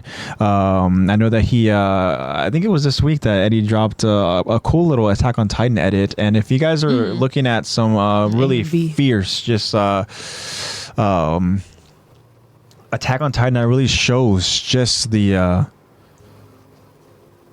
just kind of that tenacity, that kind of just that the adrenaline boosting type of Attack on Titan content. And I suggest you go ahead and you just check out what Eddie made over at his Instagram, over at his YouTube, I should say, at Eddie Hinston. He's put out quite a few Attack on Titan edits, and they're all worth watching for sure. And so shout out to Eddie for just making those, man, because they're incredible. But again, Eddie, as I mentioned, he goes and he creates a lot of different content. You'll find it over on his YouTube channel. And so, shout out to Eddie. Shout out to our friends. We have our friends, Marco. Again, Marco is very, very talented. He has his art. You can go ahead and see on his Instagram at Marco Momone. That Marco is 0 with the O is a 0. Marco Momone. And, of course, our very talented friend and our TikTok manager, Kyron. Shout out to Kyron. Thank you. We're so thankful for Kyron too, for also stepping up and helping us out and trying to grow this podcast. And as I'm sure we've gotten some looks, and we've even gotten a few friends over from TikTok. And Kyron, keep doing your thing, man. We're so thankful for you. And make sure you guys also go ahead and support Kyron, because Kyron has been doing his photography. Check out what he's been capturing. He's been capturing some really cool moments, a lot of nature stuff, which has been absolutely incredible. I know he's also been doing some events, I believe, at his church, and that's awesome, man. Just keep doing your thing, Kyron. Yeah. Keep growing, man, and make sure you guys see what Kyron's been doing over at his Instagram at portraitsby.ka, right? Yeah, shout out to our friends. You guys are all awesome. So just in closing, guys, just we're so thankful again for the continuous support. You guys are amazing. Keep spreading that word. Keep trying to grow this podcast, because the more friends, the better. Heise even says, to go along with what I was mentioning about Kyron. I mean, Heise says, if it wasn't for your TikTok, I wouldn't be here. And, Heise and, Jacob, you're somebody that we're so thankful to have here joining us on a weekly basis, man. Very loyal. We love our friends that join us, man. That's the thing. We say it every podcast, and we truly mean it, guys. I mean, you guys are so special to us. You mean a lot to us. And for you guys to go ahead and take the time out of your guys' just busy lives to watch us talk about Attack on Titan, and you guys join in and talk with us, man, it's special. So it's something that we love doing. We talked about it last week. You guys are our driving force, man. You guys are our motivation to continue doing this. Well, obviously, we know that Attack on Titan is such an awesome anime, but sometimes it's hard to continue talking about stuff if it was just me, Lexi, and Zach.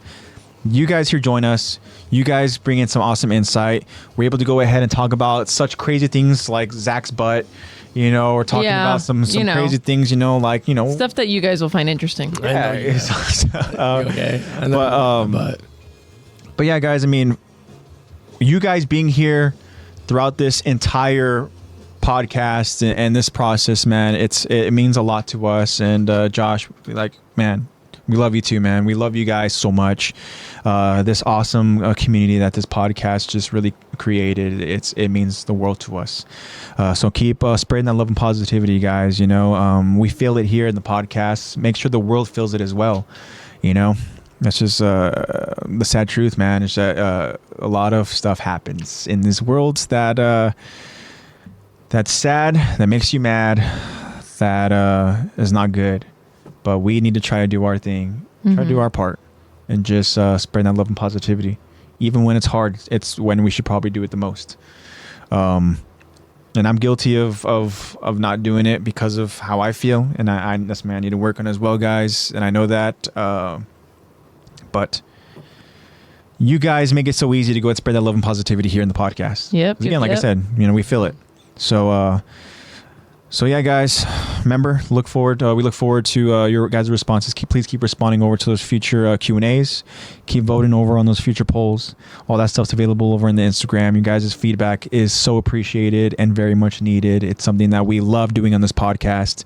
Yeah, D-Loading says it's still cool that y'all do this. Would have never have known, but fate made it so, and they brought us all together. Yeah, that's the thing, man. You never know in this life how it's going to work out and how fate works, right? But again, it's just the fact that we're all here together and talking and just being there for each other and all that is special. So shout out, guys, to our loyal listeners that listen to us every week, that join us over on these live streams, and even watch us and listen to us at later times. You guys are again the best. Shout out to the Attack to Talk Levi squad. In closing, guys, again, just stay safe out there. We hate and we love. Cliche and simple, but true. I love you guys. This is AJ signing off, saying I'll see you guys next week, and I hope you guys have a great week. So I'll say bye. I'll let you guys go ahead and say goodbye as well. Bye, guys. Bye. Take care. Be safe. Any kind words or words of advice or anything for our friends to get them through the week, Zach? We hate, but we love. Always strive for greatness, but don't put yourself under too much pressure. Great, beautiful. All right, guys. We'll see you guys next week. Bye.